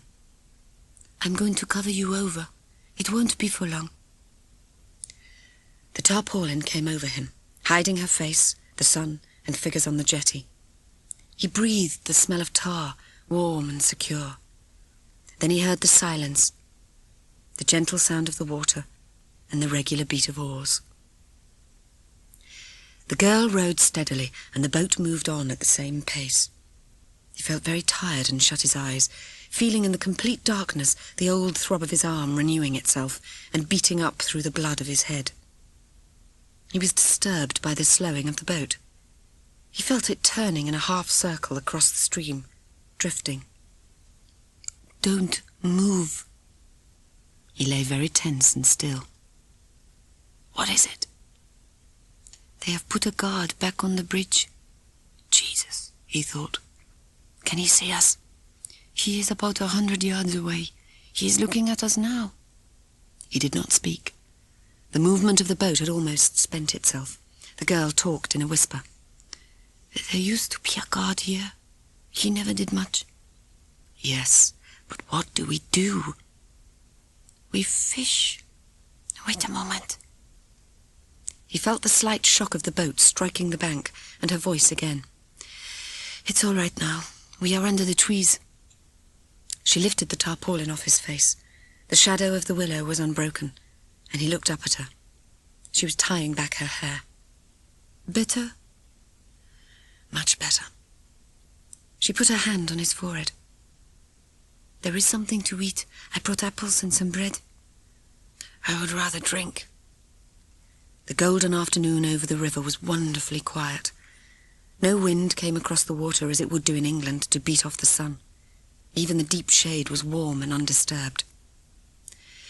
"There is milk." And he realized she had come prepared to stay for a long time. He wondered, as she uncorked the wine bottle of milk, what was going on back at the house. Whatever it was would affect them both. Putting her hand under his neck, she lifted him up. The idea of his walking through France one-handed, as it were, suddenly seemed painfully ridiculous. He partly sat up, and the only problem in his life became whether he should use his one arm to prop himself up or to hold the bottle. He finally propped himself up, and she held the bottle to his mouth. "You think it will be all right, at the house?" "Yes." She spoke with readiness, and he was aware of some enormous conviction in her. "Yes, I have faith it will be all right. I have prayed very hard it will be." He did not speak. It was hardly the time, he thought, to argue about the efficacy of prayer. "I have told you that before, haven't I?" "Yes." "You have faith yourself?" "Sometimes, not always." "Oh, you should have faith. When I fish, I have great faith, and the fish answer my prayers." "The fish answer your prayers?" He smiled. "Yes." Her eyes were wide and black, and he looked into their shining and lovely belief. "Yes, the fish are God's, and so God answers the prayer through the fish. That's simple enough." "Yes," he said, knowing there was no answer in the world to that. "That's simple enough." She took him then and held him against her. He felt his love for her in his body as sharp as the pain of his arm. For the first time since the war, the inside of himself grew suddenly quiet. What she said about faith smoothed away all complications. He felt it settling, calming. He lay with his good arm against one of hers. It gave off all the smooth, clear warmth of the summer, and what he felt was simple and uncomplicated. He kissed her lightly on the face. She moved her face and kissed him back, as she had done in the orchard, warm and seriously tender. As she did so, the slightest breeze stirred across the river and parted for a moment the leaves of the willow, so that Franklin saw the German on the bridge, his bayonet sharp and bright against the sky. At 5 o'clock the second morning, while it was still dark, they rowed across the river. The man from the estaminet put the bicycles in the boat. "You are getting a bargain with the bicycles," he said. "It is about a fifth of the bargain you are getting with the boat," the girl said. "You have a wonderful wife," he said to Franklin, his voice full of ironical admiration. Franklin did not speak. "If she bargains as well at the hospital in Marseille, they will probably give you a new arm and a new tongue." He sighed. The bicycles alone would cost you 200 francs apiece anywhere. I will remember that, in case we wish to sell them if we come back. He gave up at this, and, tired, silent, and in gloom, rowed them across the river. Halfway across the dark water, the man rested on his oars and told them for the last time where they must go. There is a little gravel path with a fence each side of it. Keep to it for about half a mile. It comes out onto the road. We thank you, the girl said. The man began to row again. Don't talk any more now. On the other side, he pulled the boat into a strip of muddy shore. Franklin could smell the mud, and on the wind, the smell of locomotive smoke drifting from the railway yards. He got out of the boat and held one of the bicycles while the man strapped the attaché case on the back. The girl took the other bicycle and hung the bag of food on the handlebars. Franklin followed the girl up the bank. He saw the double lines of fence and pushed the bicycle between them. The tires crackled on the cinders of the path. Then, after about 10 minutes, the cinders ceased to crackle, and Franklin knew it was the road. As he drew level with the girl, he saw the first light in the east, and knew then that the morning was coming, that he was free. The mustard was bright yellow in the brown sausage as they ate it, sitting on the top of a hill about 2 hours farther on. Franklin felt the sting of mustard on his tongue like the sting of his own exhilaration. He looked at the enormous autumn valley shining in the early morning sun below, that seemed to stretch away, green and bronze, to the edge of the world. In less than a week, they would be in Marseille. And suddenly the delight of being free went through him with a stab of wonder. It was fine and beautiful to be in the cool autumn country and going farther and farther out of German range. "Would you marry me in Marseille?" he said. He saw her face, still and grave, as if he had shocked her. "Let's get married," he said. He felt very sure of himself, impulsive and light-hearted, but sure. There may be an English parson there who hasn't gone. There are plenty of English still in Marseille. She still did not say anything.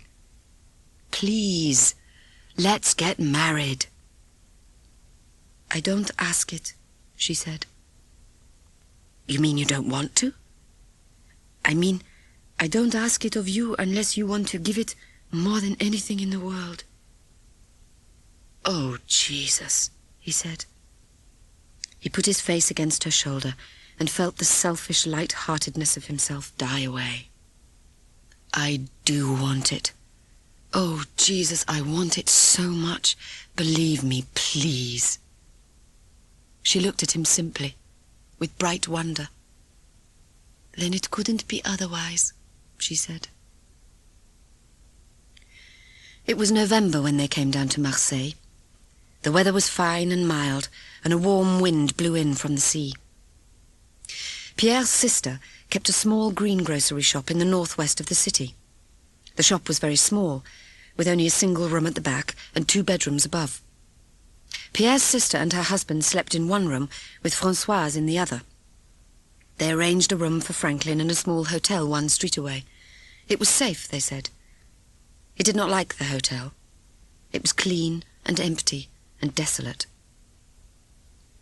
3 times a day, he and the girl took their meals at a small restaurant farther up the street. Every evening, after saying good night, he went up to his room with a feeling of loneliness. The nights were quiet.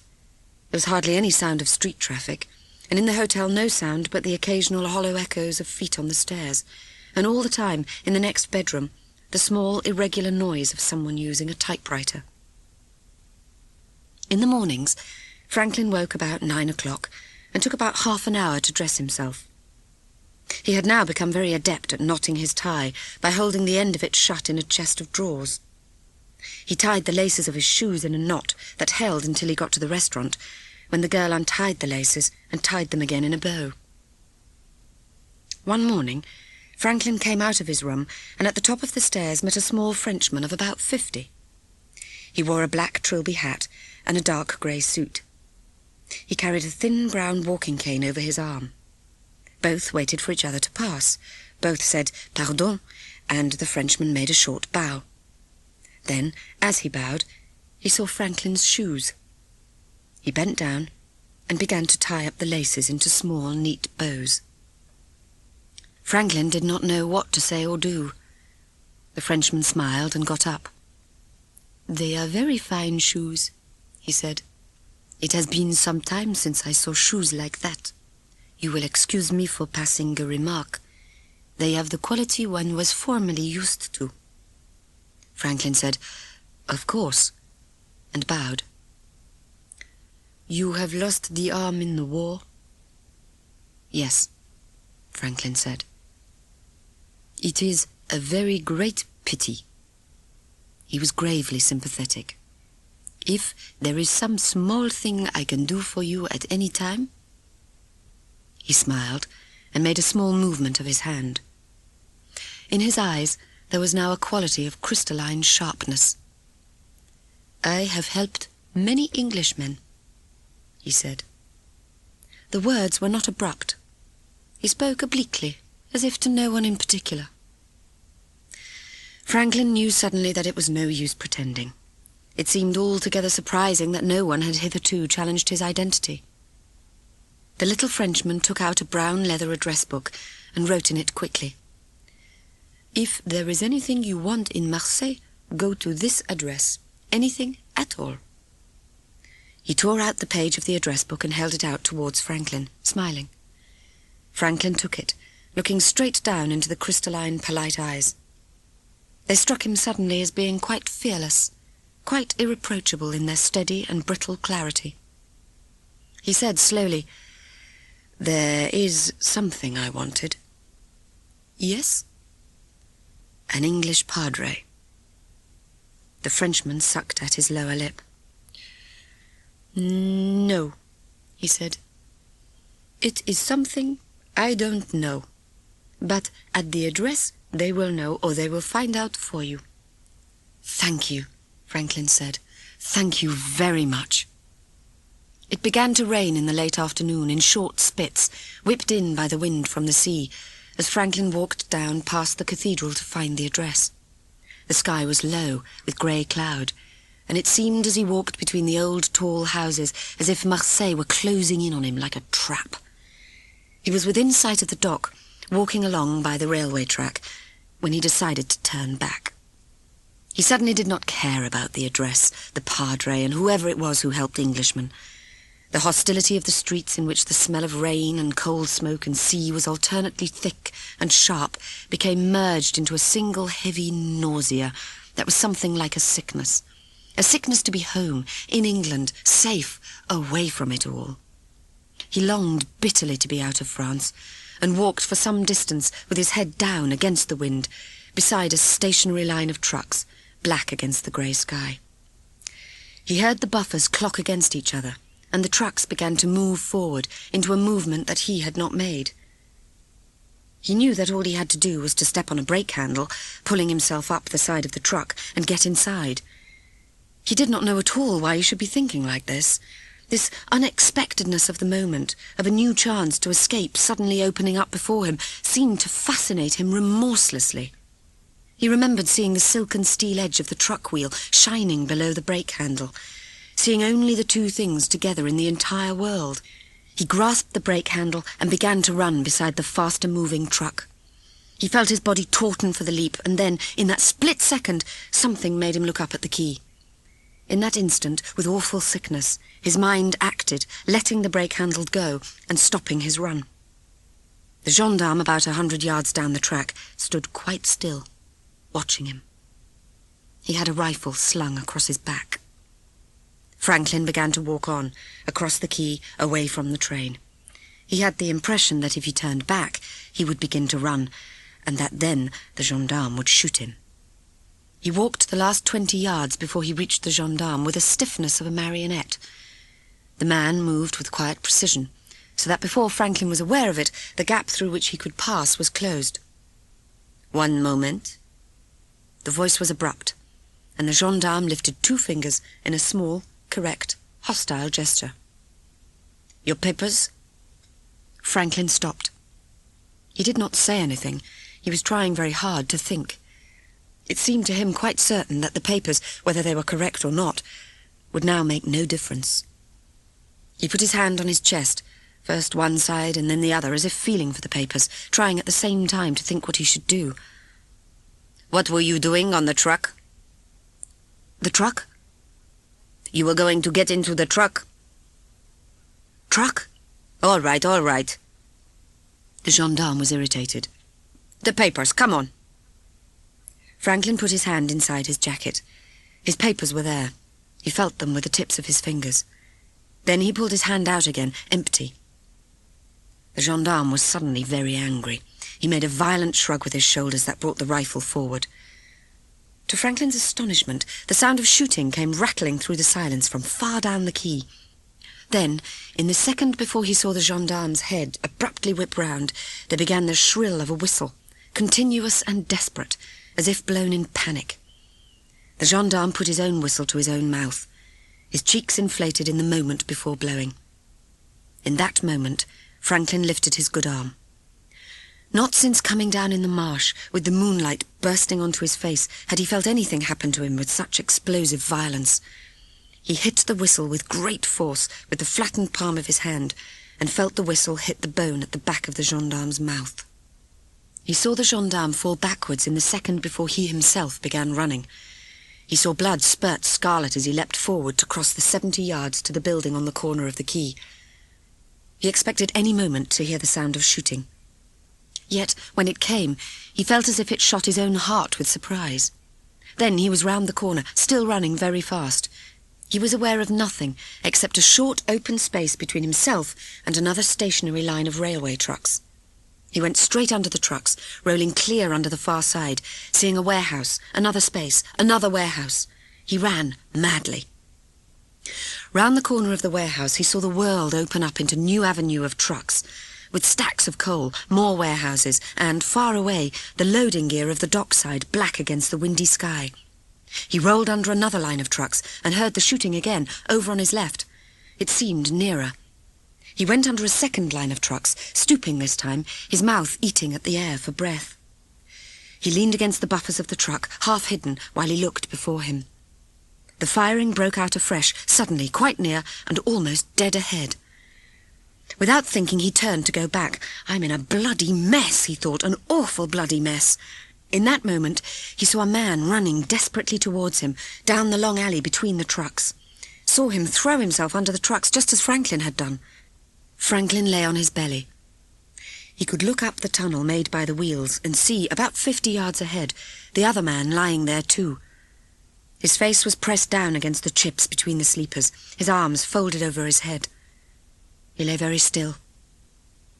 The shooting did not begin again, but over to the right there were voices, shouting, giving new directions, growing confused.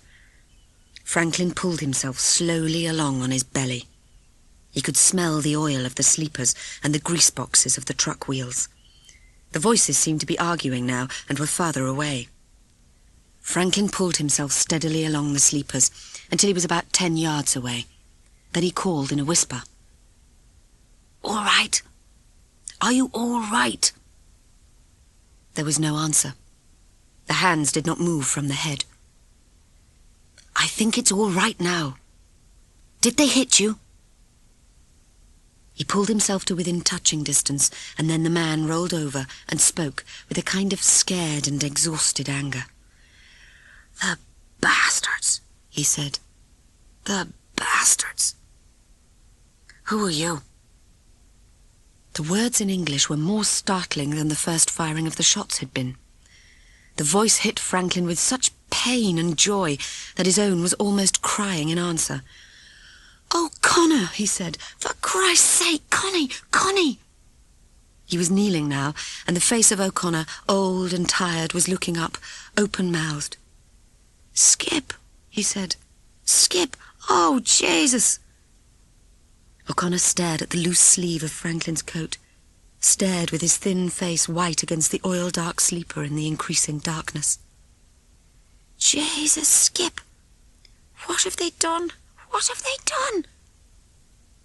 When the words were so old with anguish and defeat, that Franklin could only lie down on the wet sleepers himself by the side of O'Connor, with nothing to say in answer. Sometimes, as Franklin looked down at O'Connor, prostrate on the bed in the room of the hotel, the brandy still wet on the grey lips that were too tired to accept it, he could see the lines of a dead face. "I tried it always, Skip." The dark mouth hung open, trembled, and seemed to try to bite at the words. "Always. Swam rivers. Got. Don't talk, Franklin said. The small room was full of the sound of O'Connor repeating the one word, dry and helpless, like a child with a fit of coughing. When the agony of it broke at last, the short rush of new words was almost too low and tired to hear. "Got all me money pinched, Skip. Took all me money." He gave the most unaccountable smile of bitterness. The O'Connor that had once thrashed his way buoyantly over every kind of trouble seemed to have died. Franklin held for a moment one of his thin wrists. The flesh above the upraised pebble of bone was ruckled and cold. "Some bloody Frenchie will pay for it." The words were released with stuttering pain. "The sods have robbed and swindled me all down the country. Everywhere. Now steady." "Steady? Oh, Skip. Oh, Skip." The bitterness of the thin face suddenly exploded in a way that seemed to Franklin unreal. "They've pinched me papers. They pinched me wallet. They would have pinched me clothes if I'd let them. They even pinched the little food I had. The only thing they didn't pinch was my revolver. Thank Christ I kept that. At least I'd get a chance to shoot one of the bastards in return." "You'd better take it steady," Franklin said. O'Connor, not speaking, gasping for breath, sucking it down into his mouth in painful gulps again, stared with horrible fascination at Franklin's empty sleeve.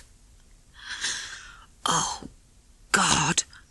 Oh, God. I can't believe the arm. Even when I look at you, I can't believe it." Franklin said abruptly, "What happened to the boys?" He did not want to talk about the arm. "I've no idea. I suppose they made it. Taylor was very smart at the lingo." He looked up, newly troubled. "Come to that, how the hell did you get here? With that?" He nodded towards the arm. "The girl got me here," Franklin said. "We came down together." "Girl? What made the girl come with you?" "We're going to be married," Franklin said. "Married?" O'Connor looked vaguely and wildly around the room. "Am I balmy?" "No," Franklin said. He was laughing at the troubled face. "No, I said married." "Well, I give up. I give up. You marrying a French girl." "You can be the best man. If not here, then in Spain. If not Spain, then England." "England?" O'Connor got up for the first time and took a few steps around the room. Halting, he looked back at Franklin, shaking his head. "I never thought I'd cry my bloody heart out to be back home. But that's what I've been doing. Honest, Skip, crying me bloody heart out." He moved with incredible unsteadiness. "We'd better get you out of here," Franklin said. "Pierre's sister keeps a shop around the corner." He put his arm on O'Connor's shoulders. "Come on." They walked downstairs and out onto the street. It was still raining gently in the darkness. It felt very good and clean and cool on Franklin's face. O'Connor turned up the collar of his jacket. Rain and darkness together seemed to restore something of himself. "I suppose I should congratulate you," he said. "Thanks." "You're right for each other. I see that now." "You be nice to her," Franklin said. I'll brain you if you're not. If it wasn't for her, I wouldn't be here. Well, that's enough for me. Until you turned up, my luck was out. They walked on up the street in rain that had in it the smell of the sea. In the next street, Franklin rang the bell of the greengrocery shop. Pierre's sister answered the door, and in a moment he and O'Connor were following her through into the room beyond. She was a small woman, with black hair parted in the middle. Her husband was small too, and very stocky, with dark brown skin. He wore an imitation brown leather jacket. Franklin saw the bright, almost violent surprise on the three faces. "My friend O'Connor," he said. All of them were smiling. O'Connor was smiling too. He looked at Francois's startled black eyes. "He has had a bad time, but he is all right now," Franklin said. "He's lost his papers and everything, but he is all right now." "We will get papers," the man said. "He needs a room too." "We will manage it here," the woman said. "Somehow." "You see," Franklin said to O'Connor, "they can arrange everything and it's okay." O'Connor grinned and said, "Merci, merci," several times. Then he said, "Merci beaucoup, very much," and everyone laughed. But all the time, Franklin could see O'Connor's hand in his pocket, holding the revolver. The wife of the concierge in the Rue des Jardins did not know anything about an English padre in Marseille. Franklin, who had been walking all day and asking the same question, walked on down the street. It had been a fortnight since he found O'Connor. A tram was approaching, and he waited for it to pass. A few dry brown leaves bounced up the lines in the wind. He had been trying for a fortnight to find a padre. As he waited, he turned out of habit to look back. There was no one following him. There never was. But somehow, after a fortnight of going from place to place in search of the padre, of asking questions of strangers, of waiting for O'Connor's papers, of lying awake at night and listening and wondering if footsteps on the stairs in the hotel were footsteps coming for him, he had got into the habit of thinking there would be. Franklin thought of how he wanted to marry Francoise. He wanted desperately to marry her before it was too late. He could think of nothing else as he walked out of one street into another. How was the war? He had not seen a newspaper for several days. In Marseille, the war seemed to matter less than anywhere else he had ever been. And gradually he had found that he did not bother. He had become interested only in O'Connor's papers and the idea, by now absurd, of finding an English clergyman in the city. 2 women were coming towards him along the quiet street. He could hear them talking. Suddenly, they became quiet. One of them was sitting in a light metal invalid chair, with a brown plaid rug over her knees. She was a big woman, with grey hair and large grey jowls that flopped down on her high lace collar. The woman pushing the invalid chair was very small, and her hair was quite white. She had small, devoted, icy blue eyes that looked straight ahead. The 2 women went slowly past him, both silent now. Franklin looked at them and felt for a moment as if he had made a hysterical discovery. The icy blue eyes of the small woman were frozen in space. He knew that no women in the world, except the English, looked quite like that. He turned, hurried back and drew level with them. They jerked their heads towards him. "Are you English?" Franklin said. "I am English." The invalid chair stopped. The icy blue eyes of the little woman were dancing. "I am Scots," the woman in the chair said. "My name is Campbell. Miss Baker is English." Her voice was steady and rather masculine. She looked to be about 80. "How do you do?" she said. She held out her hand and her voice was formally calm. Franklin said, "How do you do?" and held the large, cool hand for a moment in his.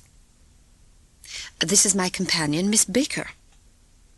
"I've lived many years in Leamington," Miss Baker said. She too held out her hand. It was tiny. They both noticed his arm. He did not know what to say. "How do you come to be in Marseille?" Miss Campbell said.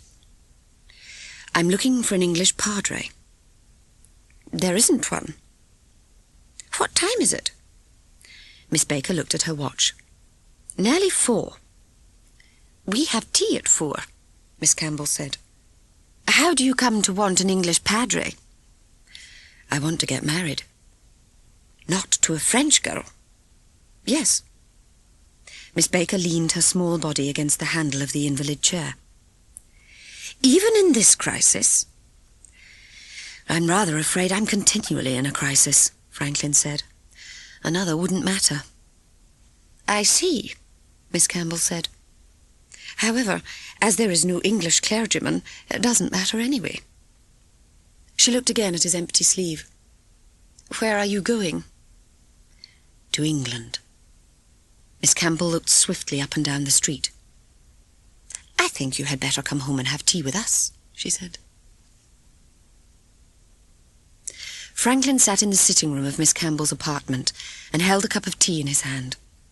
The room was cool and not quite dark. We have to save light, Miss Campbell said. The heating is cut off, of course, but I will not bore you with that. Miss Baker offered a plate of bread and butter. The bread was laid in rows, very thin, on a round lace doily. Take 2 pieces, Miss Baker said. I always ask men to take 2 pieces. Franklin balanced his cup on his closed knees and took 2 pieces of bread and butter and flattened them deftly together. What world is this anyway, he thought. He could smell England in the tea. Will you think it a misguided remark if I say I am sorry about the arm? Miss Campbell said. No, it is very kind. He felt a fool. It's not much. Miss Campbell drank gulps of milkless tea. You had better get out of Marseille, she said, and out of France, quickly. He had already told them about O'Connor. He reminded them now that O'Connor had lost his papers. And there seemed to be no more in Marseille, he said. There may be something we can do about that, Miss Campbell said. But you have to get out, quickly. The British and Americans have landed in Algeria. God, he said. This morning, Miss Baker said. He sat there feeling very excited, while Miss Campbell calmly helped herself to a fresh piece of bread and butter. Of course, the Germans won't tolerate Vichy anymore. They'll march in. In any case, the French will begin to behave with that peculiar sheep-like habit of theirs and run around in pointless circles. There's always a crisis point in France when everybody starts running. If you take advantage of that, you may get out. Hell, Franklin thought. May? I've got to get out, he said. Then go tonight. The Germans think very quickly. Miss Campbell looked at Miss Baker and for the first time called her Effie. What did we do with the papers we had for Georges, Effie? She said. I can find them, Miss Baker said. Miss Baker went out of the room and Miss Campbell explained.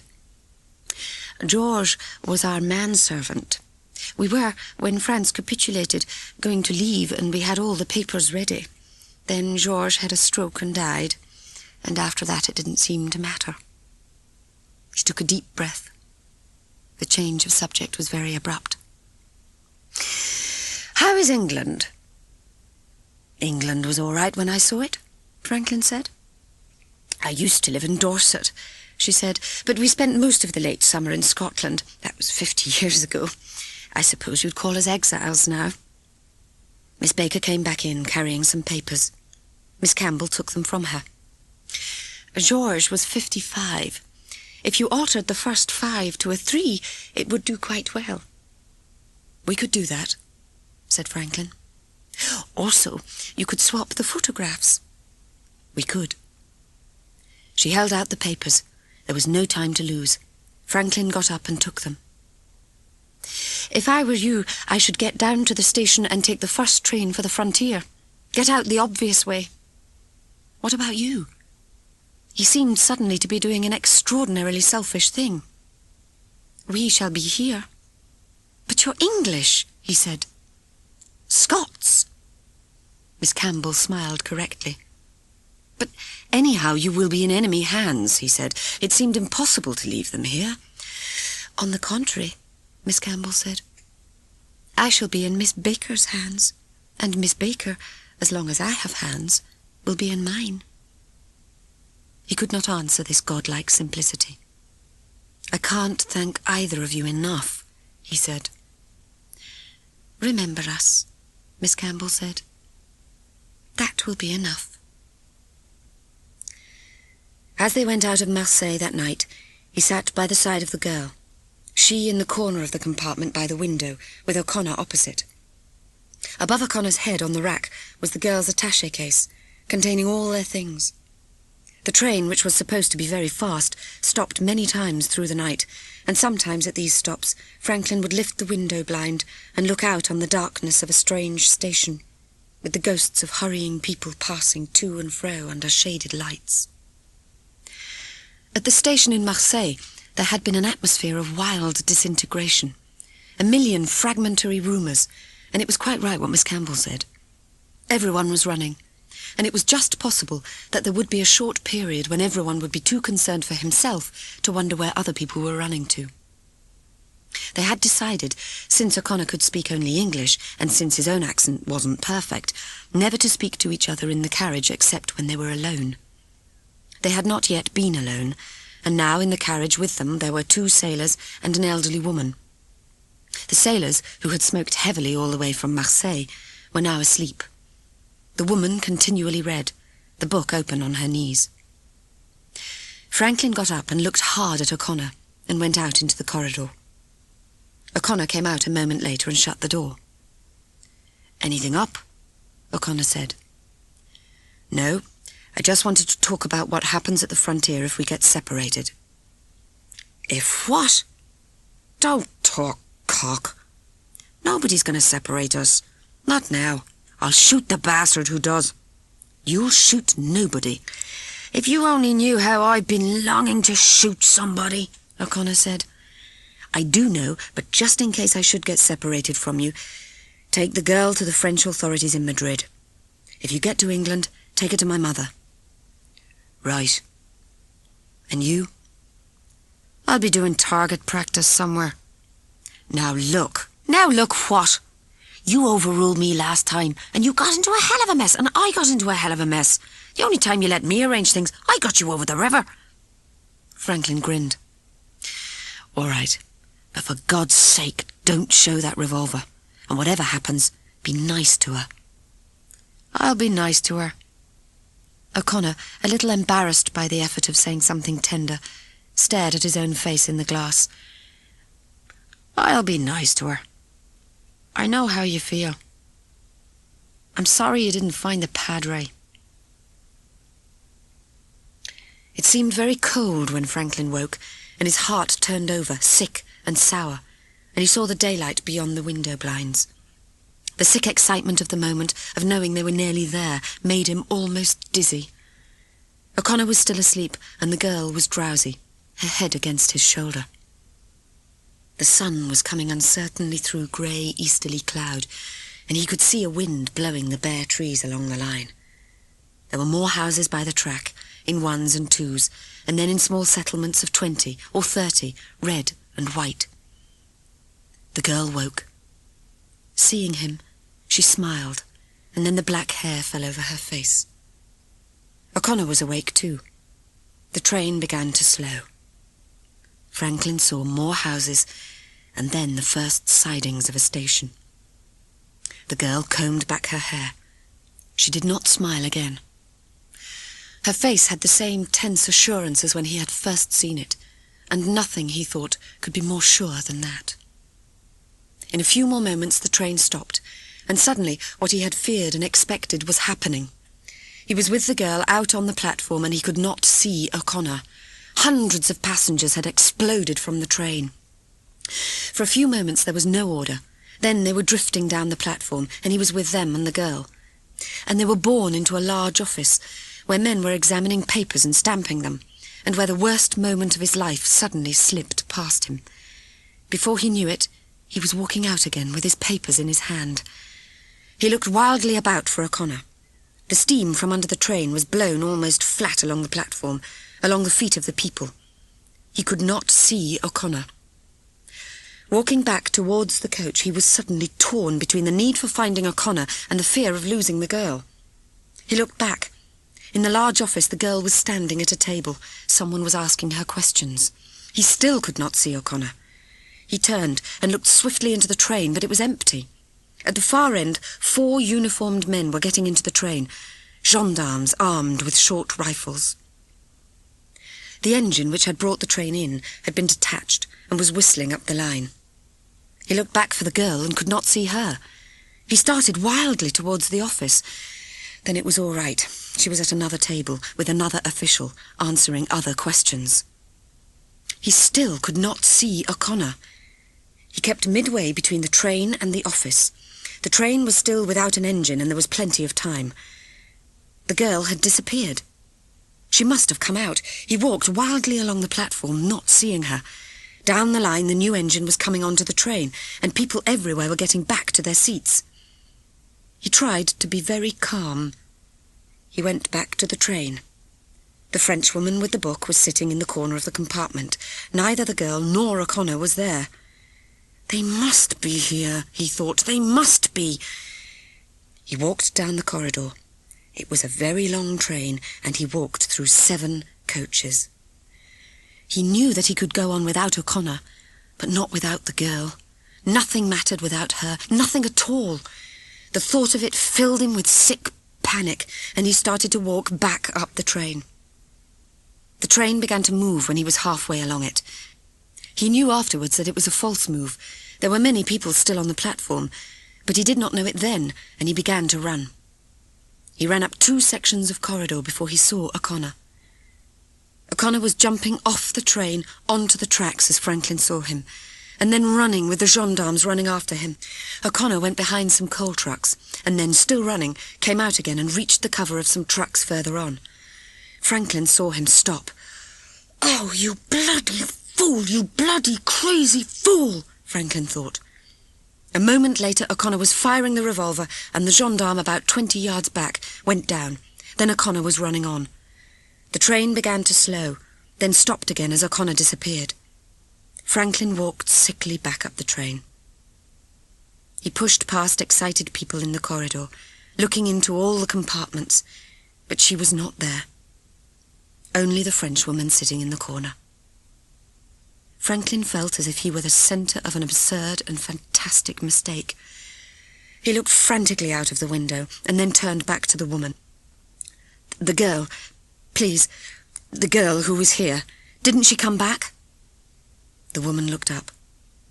"Yes, she came back." "For God's sake, where is she?" "She is with the gendarmes," the woman said. "Her papers were not in order. She came back to tell you that." "But what had she done to be with the gendarmes?" Already the train was moving, but he did not notice it. "I don't know, but I should say not much. She didn't look afraid." The train was moving quite fast now, and on the sidings there was no sign of O'Connor. He was desperate. "Did she say anything?" he said. "There was no time," the woman said. He looked at her wildly, and then beyond the window. A new world was racing past. It did not matter. He walked out into the corridor. It was all over. Nothing mattered. He walked frantically up the corridor, walked through the dark intersection between the coaches, swaying blindly. Then he stood by the window. The inside of himself was dead. He felt suddenly old, bitterly and vacantly old. He opened the window and let the wind, cold and violent, blow on his face. The trees at the foot of the mountains, dark and grey on the sunless side, were leafless. The leaves blown from them looked harsh and dry after the heat of summer. He stood there for a long time before shutting the window. The cold wind blowing in so violently had stung his eyes, and he shut them for a few moments, pressing his head on the glass. When he opened them, he could see the reflection of the girl's face, cloudy and unreal, beside his own in the window. Her face was very white. He could not believe in the reality of it, and simply stood there, watching it stupidly. Then he heard her breathing very quickly, with little gasps of pain, as if she had been running to find him and was frightened. He heard her say something about her papers and the gendarmes, and then about O'Connor. They were taking me off the train when he saw and began to run. They began running when O'Connor ran. They all left me and began running after him.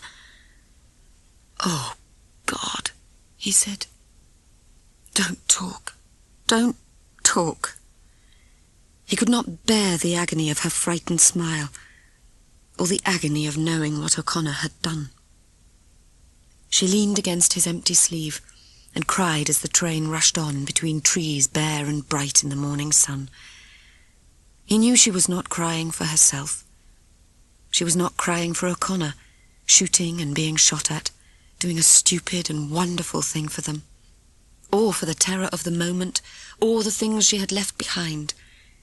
She was not crying for France, or for the doctor, or for her father. She was not even crying for himself. He felt she was crying for something that he could never have understood without her, and now did understand because of her. Deep and complete within himself, all these things were part of the same thing, and he knew that what she was really crying for was the agony of all that was happening in the world. And as he realized it, there were tears in his own eyes, and because of his tears, the mountains were dazzling in the sun. Looking up from the boat, Franklin saw Pierre lying flat on the jetty, as he had in the afternoon, and above him the old woman standing still in the twilight, and he knew something was very wrong. The girl helped him to stand. He was determined not to fall. He was tired and stiff, and his arms seemed to ache down to the fingertips that no longer existed. But he was aware that something had happened, beside which all this and himself were little things. He put one foot on a crosspiece of the jetty, and then Pierre pulled him up. His anxiety not to fall became an angry fear. "I'm all right," he said. "Just let me walk." They let him walk to the house, Pierre and the girl each side of him, the twilight vibrating each time his feet struck the ground. He was aware after that of sitting in a chair, trembling and exhausted, and drinking cognac. The bottle was on the table, and the lamp burning beside it, and beyond that he saw the old woman lift her hands in a gesture of despair and futility that the girl's father had gone. "There was no need to go. The Germans were here 5 minutes. They didn't even come in. It was only when Chausson came over from the farm to say they had taken the doctor," Pierre said. "The doctor?" The girl became as white as the glare of the lamplight. "And how many more?" "Chausson says 50, and only 1 German was killed." The old woman was bitter. "It was all right until Chausson came over, but then nothing would stop him. He had to go and find out what had happened." "There was no need," the old woman said. "You know he wouldn't rest. How could he rest?" "Rest? Rest? Do any of us rest?" Franklin put the empty cognac glass on the table. "The doctor. Is it because of me that they have taken him?" "I don't think so," said the girl. "He is a prominent man. It is better to make an example of someone well known." "Are you afraid for your father?" "No. He will come back." "I am sorry about it. I should go back to the mill." "No. You need food first." Suddenly he saw the fantastic stupidity of the situation. To sit there with a curfew on the district, and the Germans not out of the house more than an hour or two, and he himself ready to be caught like an idiot, too weak to run and without a revolver to fire a shot. "My revolver," he said to the girl. "It would be better if I had it now." "There will be no occasion to shoot. They won't come again." "A revolver is no good for anything. I went all through the last war and never did I see a man hit by a revolver." "Nevertheless, I should feel better with it." "How better?" Franklin did not answer. He did not know. The girl had gone out of the room, and now she came back and laid the revolver on the table. It shone in the lamplight. "I have cleaned it every day." Franklin looked at the revolver and saw it suddenly as a useless thing, and his own belief in it as pathetic. He had become so used to handling a weapon as big as a house and carrying enough power to wipe out a small town that he had forgotten that there are other sorts of power. He looked at the 3 people in the lamplight, 3 generations of one nation, part of a defenseless people, possessing an immeasurable power that could not be broken. He knew it clearly now as a more enduring and inspiring power than he had ever believed possible. The power of their hearts. He pushed the revolver across to the girl, who smiled at him. He knew that he would never doubt them again. The power that is good enough for them, he thought, ought to be good enough for me. You'd better keep it after all, until I'm stronger. The smile on her face vanished suddenly as she heard the barking of the dog inside. She snatched the revolver and put it in the drawer. "You had better go upstairs." He pulled himself slowly upstairs by one hand and then lay on the bed listening. There was no longer any sound from the dog. After about 10 minutes, the door opened, and a moment later the girl was standing by him. "It was my father." "What happened?" "They have taken 100 people. They took some this morning and shot them this afternoon." Christ, he thought. He felt sick and angry. "Your father is all right?" "Yes. He's very tired, but all right." His anger and relief about the whole thing suddenly dissolved into pity and then into tenderness for her. He reached up and touched her. "Come close. Lie on the bed with me." Without speaking, she lay beside him. The strain of the day ebbed away from him and left him quite calm. She lay on her back, and he knew that she was very tired. His regard for this filled him with great gentleness. He put his hand on one of her breasts and smoothed it across the thin summer dress, and then held it still. He could feel below the breast her heart beating into the palm of his hand. She turned her face to kiss him. He remembered then how once he had pained her because he had said, "This is serious," and yet she had not been sure. He asked her in a whisper if she remembered it, and she said, "I remember it all. From the first moment I saw you that morning." She pressed her body close to him. "And I am more sure than I ever was of anything in the world." He carried the unassailable completeness of his moment with him as he followed her downstairs and into the kitchen. The girl's father was at the table, in the lamplight. He was lying rather than sitting in a chair. His right hand held in it a glass of cognac, like the one Franklin had been drinking. His body had an extraordinary flattened and battered appearance. Franklin went over and stood in front of him. "Monsieur, I'm very glad you're back." The eyes looked slowly up at him. In the lamplight they were quite white, as if shock had drained them of power. "I hope it was not because of me that you went. I have been too much trouble now." "No," the father said. "No."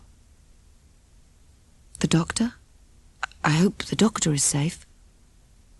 The white, exhausted eyes looked down. "They have shot the doctor." Every other morning, after the doctor had been shot, Francois and the old woman dressed his arm. After the dressing, the girl brought in a bowl of hot water and held the mirror while he took great pride in shaving himself. When this was finished and he was alone again, he dressed. They had given him back his socks, his shoes, his service shirt and trousers, and his collar and tie. Every morning he went through the same process of putting them on. He determined, however great the effort, to do everything for himself. The trousers, shirt and socks were easy. It was some time before he mastered the collar and tie. Finally, he put one end of the collar in his mouth while he fixed the stud in the other. Then he pulled the collar with his teeth and, at the 3rd or 4th attempt, fixed it onto the stud. After this, he walked about the room 20 or 30 times. When he was tired, he sat down by the window and looked out across the plain, still burning in the mid-September sun. When he had rested, he walked around the room again, forcing himself to walk 5 or 6 more times than previously. At noon, the old woman came upstairs with the midday meal on a tray. After eating, he would sleep for an hour, and then in the middle afternoon get up again and walk the room more times than in the morning. Every evening the girl came upstairs to sit with him and talk, staying until the light across the plain was smoky mauve, and on the 10th day, at about 6 o'clock, the second doctor came. He looked to Franklin, seeing him for the first time since the confused hours before the operation, taller and thinner than his brother who had been shot. He had a certain sad formality of manner as he asked Franklin to take off his shirt. The doctor looked at the arm with what seemed to Franklin a kind of detached melancholy. "You are very lucky," he said. "You heal like a young tree. How do you feel?" "I get tired, that's all." He looked at the grey, quiet face. He remembered just before the operation he had seen the face, cool and tense, but not then sad, in the light above him. "I would like to thank you very much." The doctor began to rebandage the arm. "I am sorry, too, about your brother. I had some fear it was because of me." No. It was because he was a citizen everybody knew. It was also because he said what he felt, and what he felt was very strong. He was a man of great courage." Franklin looked at him. He was extraordinarily like the brother. "You were both men of great courage." "Thank you." He fastened the bandage. "Shall I help you on with your shirt?" "I like to do it myself. Will you come again?" "Probably not. The curfew is difficult, and the arm does not need me now." Then he smiled. "I'm going to do a little fishing now. Francois is going to row me up the river." "She's a wonderful girl for rowing up the river." "She rows up every morning. Yesterday she rowed beyond the bridge. She's getting to know the century there." "It is mysterious." "I don't think so. She is a girl who has reasons for all the things she does." He looked at Franklin with eyes not entirely sad now, but still shining with unfallen tears, and smiled for the last time. "Yes, she is a girl who has reasons." On the 10th day after the operation, Franklin walked with the girl out of the house for the first time. In the dusk it was safe to go as far up the slope as the first apple trees. His empty sleeve, tucked into his jacket pocket, felt strange. But the strangest moment was when he stooped down in the orchard to pick up an apple, and, without thinking of the balance of his arm, almost fell down. After that, he walked out every night. It was now late September, and each time the dusk seemed to come a little earlier, and he was able to walk a little farther. On the 17th night after the operation, he walked up through the orchard to the farthest corner of it, where it joined the vineyard on the slope above the river. He did not realize how fast he walked until he leaned against the fence there. The girl leaned there too, smiling and panting a little at the same time. "You make me run." Run? He was astonished at his own progress. "Did I walk fast?" "Very fast." She smiled again. "It comes of practicing a great deal. We hear you walking in the bedroom." "Oh, no, I'm sorry." "Oh, there is no need to be sorry. It is a good sound." She stopped smiling and looked at him, her eyes very black and serious. "Soon you will need to walk. My father has gone to arrange the pass for you." Oh, God, he thought. He did not want to go. After all his intense recuperation, he did not want it. He did not want the agony and the loneliness of being without her. When? When must I go? He took hold of her with his right arm, pulling her body forward until the shape of it was firm against his. "Perhaps tomorrow." She lifted her face to him. "You will be glad to get back in England." He did not know whether it was a question or not. He only knew that he would not be glad. "What will you do when you are in England again?" "Fly." He spoke without thinking. The decision to fly, determined by the fears that he would never do so again, must have lain already made up in his mind. And having expressed it, he knew that somehow he had to fly again, that it was an essential part of his life. "But the arm!" "If there is something you want to do very much, you will do it. Listen, please do something for me." "I will do anything for you." As she spoke, he felt the inside of himself crying, dry and bitter. "I will do anything." "Then do this. Before I go, tell me the name of the river, the town, and your father's name, so that I shall know and can come back." "Yes." She spoke very quietly, but the words had for him all the depth and solidity of the earth, an everlasting permanence that nothing could shake. He began to kiss her. He touched first one breast, then the other, holding them with tenderness. He pulled the blouse gently from her shoulders. She moved herself so that her arms came clear. Down beyond the dark avenues of the orchard, there was no longer any light from the sun. His tenderness for her as he touched her breasts was as infinite as the darkness stretching out beyond the plain. Francois's father went into the room behind the kitchen and lay down on the sofa in the darkness. He lay flat and motionless, staring upwards. He had eaten nothing since early morning, but he did not feel hungry. His stomach felt as if it had become pushed up into his chest, and slowly now the sour weariness of it was oozing up into his throat. He lay there for about 10 minutes, pressing his hands on his stomach, too tired to shut his eyes, until he heard the voices of Franklin and the girl. Franklin opened the door and came in. "I am lying down. Please forgive me." Franklin crossed the room, following the sound of the voice. The light through the door was thrown in a long yellow stick across the table and onto the sofa beyond. "They said you wanted to talk to me." "Yes, I have the papers for you." "I am most grateful. It has been a great trouble for you." "A little trouble. One expects that." Franklin saw the lines in the cheek, normally deep, were now like dark cracks in the faintly visible flesh. "You're very tired. I am sorry." "Don't be sorry. It is not altogether that." Beyond the kindness of the voice, Franklin detected an odd note of reservation, almost despair. "The papers will cover all normal emergencies. You are the victim of industrial accident traveling to Marseille for treatment in a hospital there. You will go tomorrow night." Franklin did not say anything.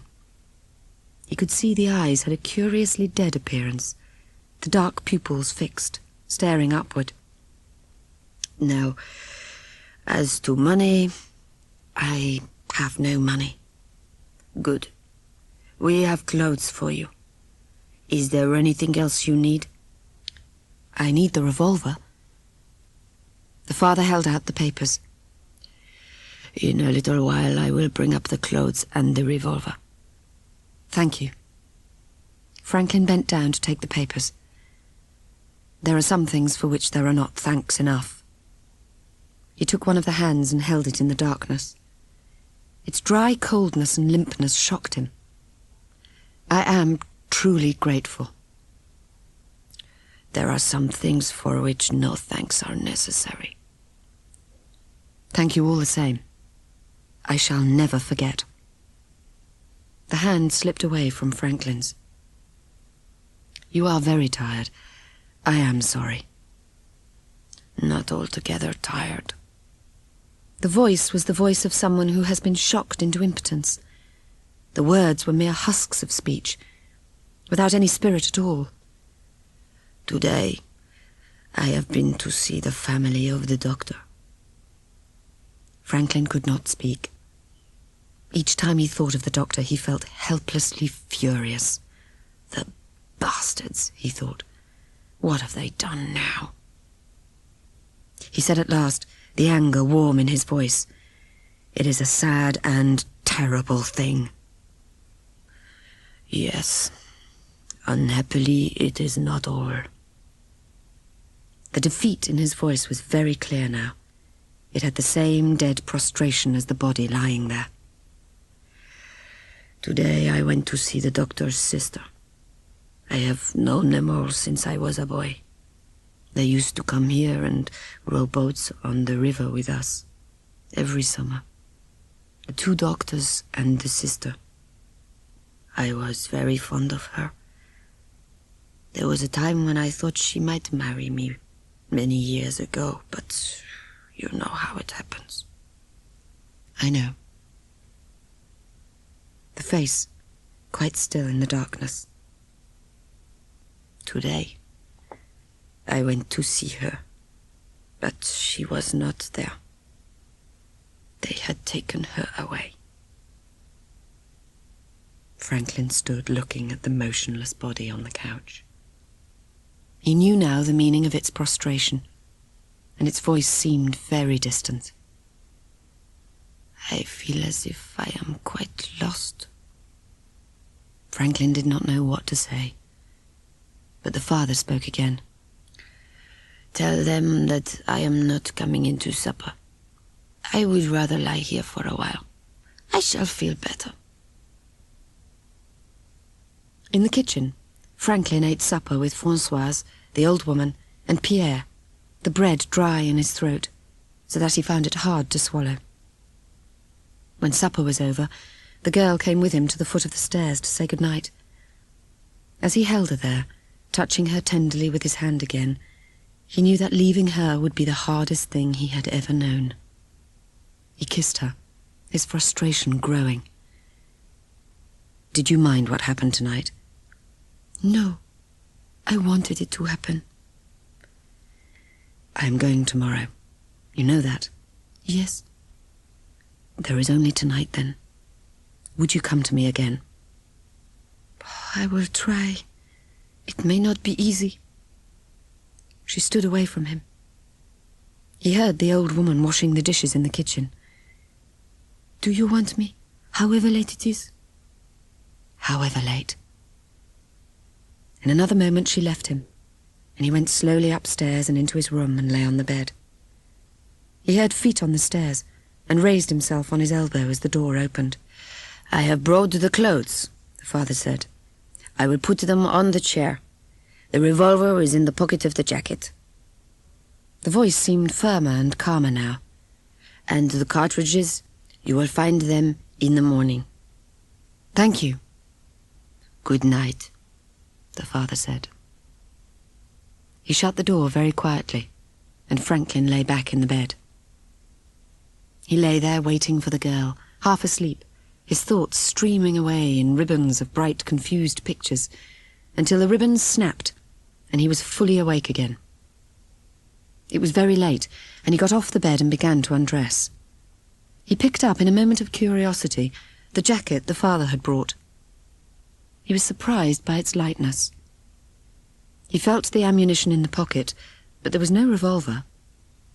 He ran his hand across the chair seat in the darkness, but he knew suddenly that the revolver had never been there at all. He opened the door and went downstairs. The lamp was still burning, but the kitchen was empty. He opened the other door. The light fell across the room and the sofa, and Franklin saw the father lying there, his face turned away from the light and partially buried in a cushion. In that moment, Franklin saw that the cushion, the revolver, and the head were one, a mass of brilliant and bloody confusion. 5 days later, Franklin stood alone in the room above the mill, watching the rain beating on the road below and on the coach and hearse. The wind was squally and seemed to screw up the funeral party like a scrap or two of black paper and blow it up the wet road behind the house. When it had gone, He stood watching the rain, reflecting on the uselessness and stupid irony of that gun. How he had taken it on nearly 40 trips, over Germany and France and Italy, and how he had never fired it, and how, at last, it had blown a good, decent, broken Frenchman out of the world. He was bitterly glad he would never see it again. It had shaken the world of the old woman, Pierre and Francois, to pieces. He stood watching the rain driving across the plain. It reminded him more and more of England. After weeks of sun, of the long, bald days of glittering heat, the rain seemed almost unendurably soft and friendly. And he knew, as he watched it blowing steadily down, what it meant to the English as a people. The rain woke in him, as nothing else had woken in him, all his feelings for England. It woke in him the misery of an exile and the longing to be home, until he was suddenly and utterly tired of the mill, the house, the river, and the flat French plain, tired of the smell of France, of speaking and thinking another language, and above all, of the complications. He felt all the Englishness of himself washed bare to the surface, clear and clean and simple as the rain. He stood there for a minute before he could bring his thoughts and eyes back from the grey, clouded horizon to rest again on the road and the house below. Then he could not believe what he saw. Down the road was a man Franklin had never seen before. He was looking at the house. Franklin lay flat with his face against the corner of the window. The man was wearing a dark grey overcoat and a bowler hat. He was sucking a cigarette. He had a grey moustache which habitual smoking had stained a dirty amber. If he comes into the mill and finds me here, I shall have to kill him. Franklin accepted the thought quite calmly. The man moved across the road and peered into the window of the house. Then he went along to the door. He stopped for a moment, looked back to the river, and then tried the latch. The door was locked. The man hesitated again, as if in no hurry.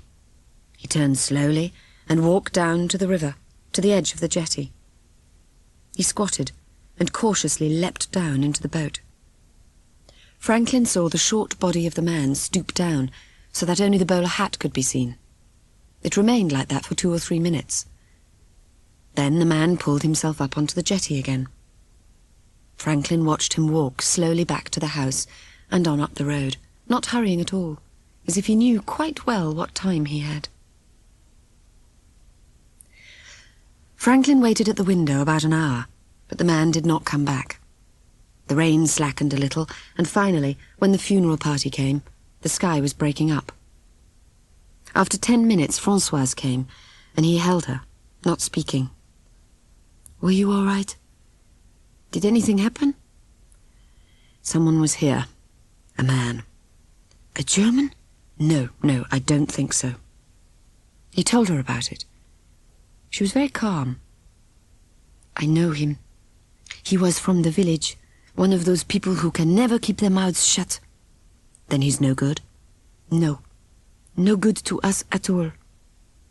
She stood, looking past him, thinking. Her eyes came suddenly black. "Would you be ready to go? Tonight?" He did not answer. "Would you go?" He knew that there was no choice, but the thought of going was very hard, and he hated it now. "I will come with you." "Good Christ," he said. "What?" "I will come with you." Her eyes were very still. "I have always planned to come with you.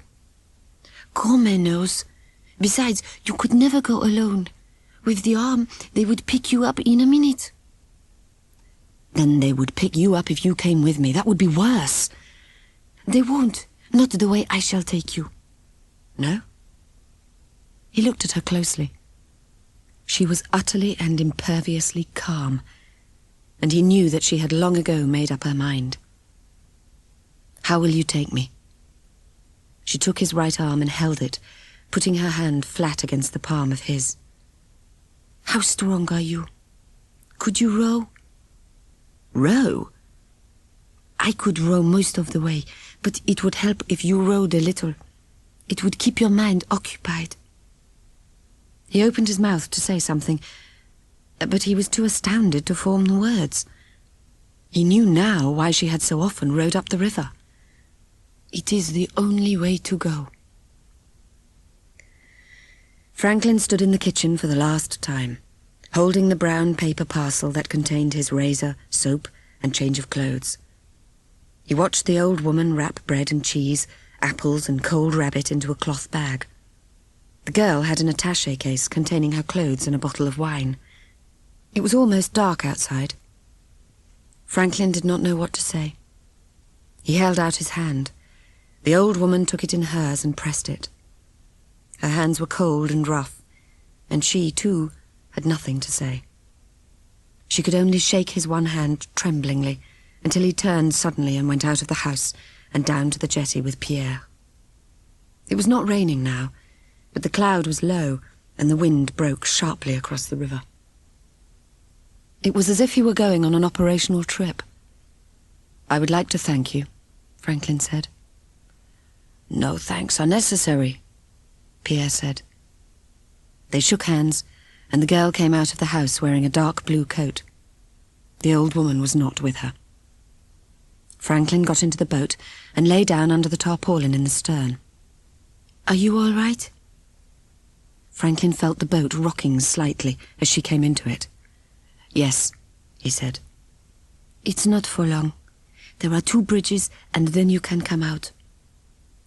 Franklin felt the boat pull round and then move forward, rocking slightly on the wind-broken water. He lay still and did not speak. He did not know what to expect of the bridges that night, at least a challenge, but he lay there under the tarpaulin and nothing happened. He lifted the corner and looked out. He could see the grey evening sky swimming past above the wet leaves of the willows. In time, he saw the shadow of the second bridge go past. There was a second or two of darkness, and then they broke into the light beyond. 5 minutes later, the girl stopped rowing. "All right now." Franklin moved the tarpaulin aside and sat up. It was still not dark, and he could see the girl's face as she rested on the oars. She was panting a little and looked tense. "Are you all right?" he said. "I am." "I can row now," he said, and moved up towards the bows of the boat. She gave him the oar, and he took it in his right hand. It felt good. The stream seemed about 80 feet wide and was running strongly with thick colour after the day of rain. "Does it go far like this? So wide?" "It goes down to the unoccupied line, and then on to the south. For a time, it is the occupied line." They began to row together. At first, each time he pulled, he felt the need for his other hand. His amputated arm was a ghost that seemed to be trying to become part of the rhythm of rowing. After a time, he gradually felt that the arm was there, and that it went forward with the other arm, in unison, sharing the strength of each stroke. After the first quarter of an hour, he was very tired, but he did not say anything. He sucked in his lower lip and bit it hard under his teeth, and sometimes shut his eyes. The illusion about his arm grew stronger in the darkness. All the time, the current in midstream was very strong, and on the wide bends the wind came in long, explosive gusts. As he rowed, his tiredness and his determination not to be tired became one. He could not think of anything, but he felt the soreness of his one hand increase until he could feel nothing except the painful slit made by the oar on the palm of his hand. All the time, he was determined not to give up until the girl gave up. But after a time, he became very tired and did not know quite what he was doing, and was surprised suddenly to hear the girl's voice. "We'll rest a bit. Are you very tired?" "No." "Are you tired?" she said again. "No." "If you are, we won't go on." "I will go on as long as you go on." They rested about half an hour. The girl ate some of the apples with bread, while Franklin drank some wine. They rode on for a long time after that, and Franklin started using the old trick of sitting relaxed, as he had done when flying, foreshortening his mind and never thinking of the moment ahead. They came into the bank again after nearly 3 hours. He was too tired to move and sat with his head on his knees, the blood hammering in his ears while the girl pulled the boat tight against the reeds. In time, he managed to get stiffly to his feet and help her get the tarpaulin on the bank. They lay down together on one half of it, pulling the other over them. Franklin put his arm under her head, and she lay against his shoulder. He lay there for a long time, awake and terribly tired, listening to the wind across the water. Finally he fell asleep, and then woke again much later, his body stiff and his arm bloodless where the girl had lain against him. She was crying, deeply and heavily, with terrible relief, as if all her wonderful calmness had broken at last. He did not say anything, but only held her in the darkness, tenderly. They stayed there all the following day, and then, in the twilight, with the wind cold and rainless, they began to row again. They rowed into a night of solid darkness, the wind whistling across the water. They rested twice, eating a little bread and drinking some of the wine, and pulled into the bank in the early morning, while it was still dark.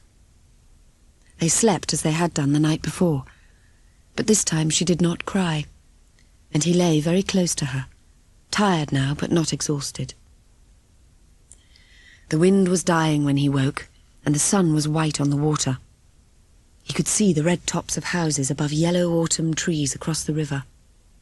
The girl was standing, watching something across the water. He got up and stood by her. It was a boat rowed by a man with a grey check suit and a big puffy grey cap. "If he comes, don't say anything." The man was now about 50 yards away. He was about 45, rather swarthy, and with a black moustache. The boat came in close, and the man gave a final pull or two, bringing the boat to the shore. "You want to get over to the other side?" "No." "If you do, I can help." "We are all right. We are taking a holiday." It's a funny place to take a holiday, the Vichy border." The girl did not say anything. "I am your friend. It's all right." "How do I know that?" "I shouldn't have bothered to come if I were not your friend." The man looked at Franklin. "Wouldn't that be so, monsieur?" "He doesn't talk. He lost his arm and the shock deprived him of speech." It seemed clear to Franklin that he did not believe a word. "You are going over to the south? 200 francs for the two of you. I will do it cheap because you are so very young." "We are very young, but we are not very idiotic." "You are very idiotic if you think of staying here long. They search the bank every 48 hours, and over there every 24 hours.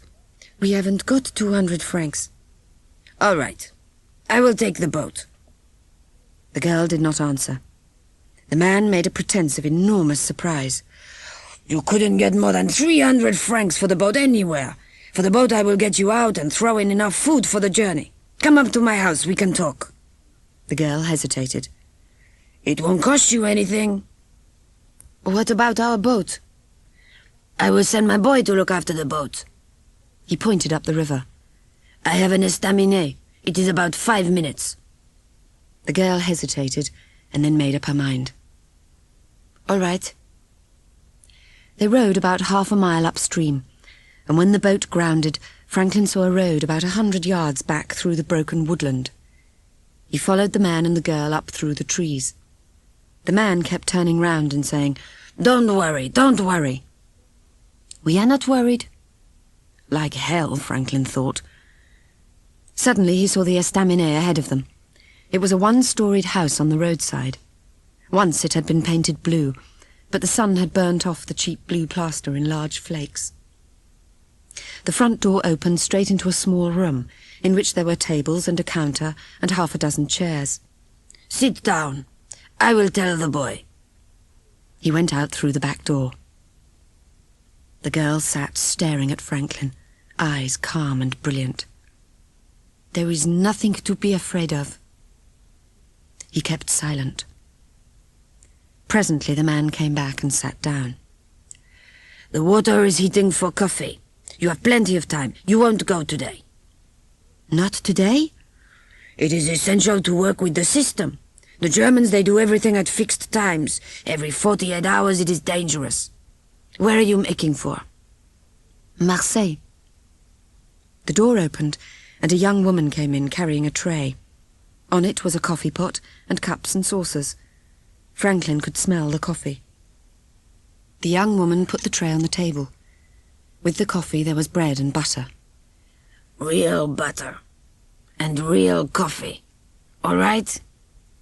He smiled. The young woman went out. Francois poured the coffee. I tell you what I will do. I have to make a living somehow. As a favor, I will buy the boat for 300 francs. And out of that you charge 200 francs for taking us over? Well, I have to make a living somehow. No. Franklin drank his coffee. It was strong and hot and very good. What is your idea of the value of the boat? I want to be fair. 1,000 francs. The man made an enormous gesture with his arms. It seemed to embrace every impossibility in the world, leaving him very tired. We shall never get on like this. It is a very good boat, the girl said. All right. I tell you what I will do. I do it because you are young, and because the young man has had a misfortune. He looked very tired. I want to be fair. Slowly the girl sipped her coffee. You give me the boat and 100 francs. We have no money, the girl said. Holy Mary, Mother of God. What were you going to say? Without the 100 francs? All right. I will make an exchange. You give me the boat, and I will give you transport on the other side. What transport? Bicycles. The girl seemed to consider it. It will take longer to cycle, but you will get there. The train can be difficult. What about food? I will give you food for 1 day. What about oars? Oars? There are 2 oars and a very good tarpaulin in the boat. What about them? The man got up from the table and walked about the room, as though at last he had lost all hope in the girl. After a few moments he came back, very weary, and sat down. Listen to me. You need a room today and tonight. For the tarpaulin and the oars, I will give you all the food you need today and somewhere to sleep tonight. That's fair. And you take us over tomorrow night? Yes. All right. How many rooms? 1 or 2? The girl sat smiling, blowing the steam of her coffee. It will be a bargain for you if we have 1, she said.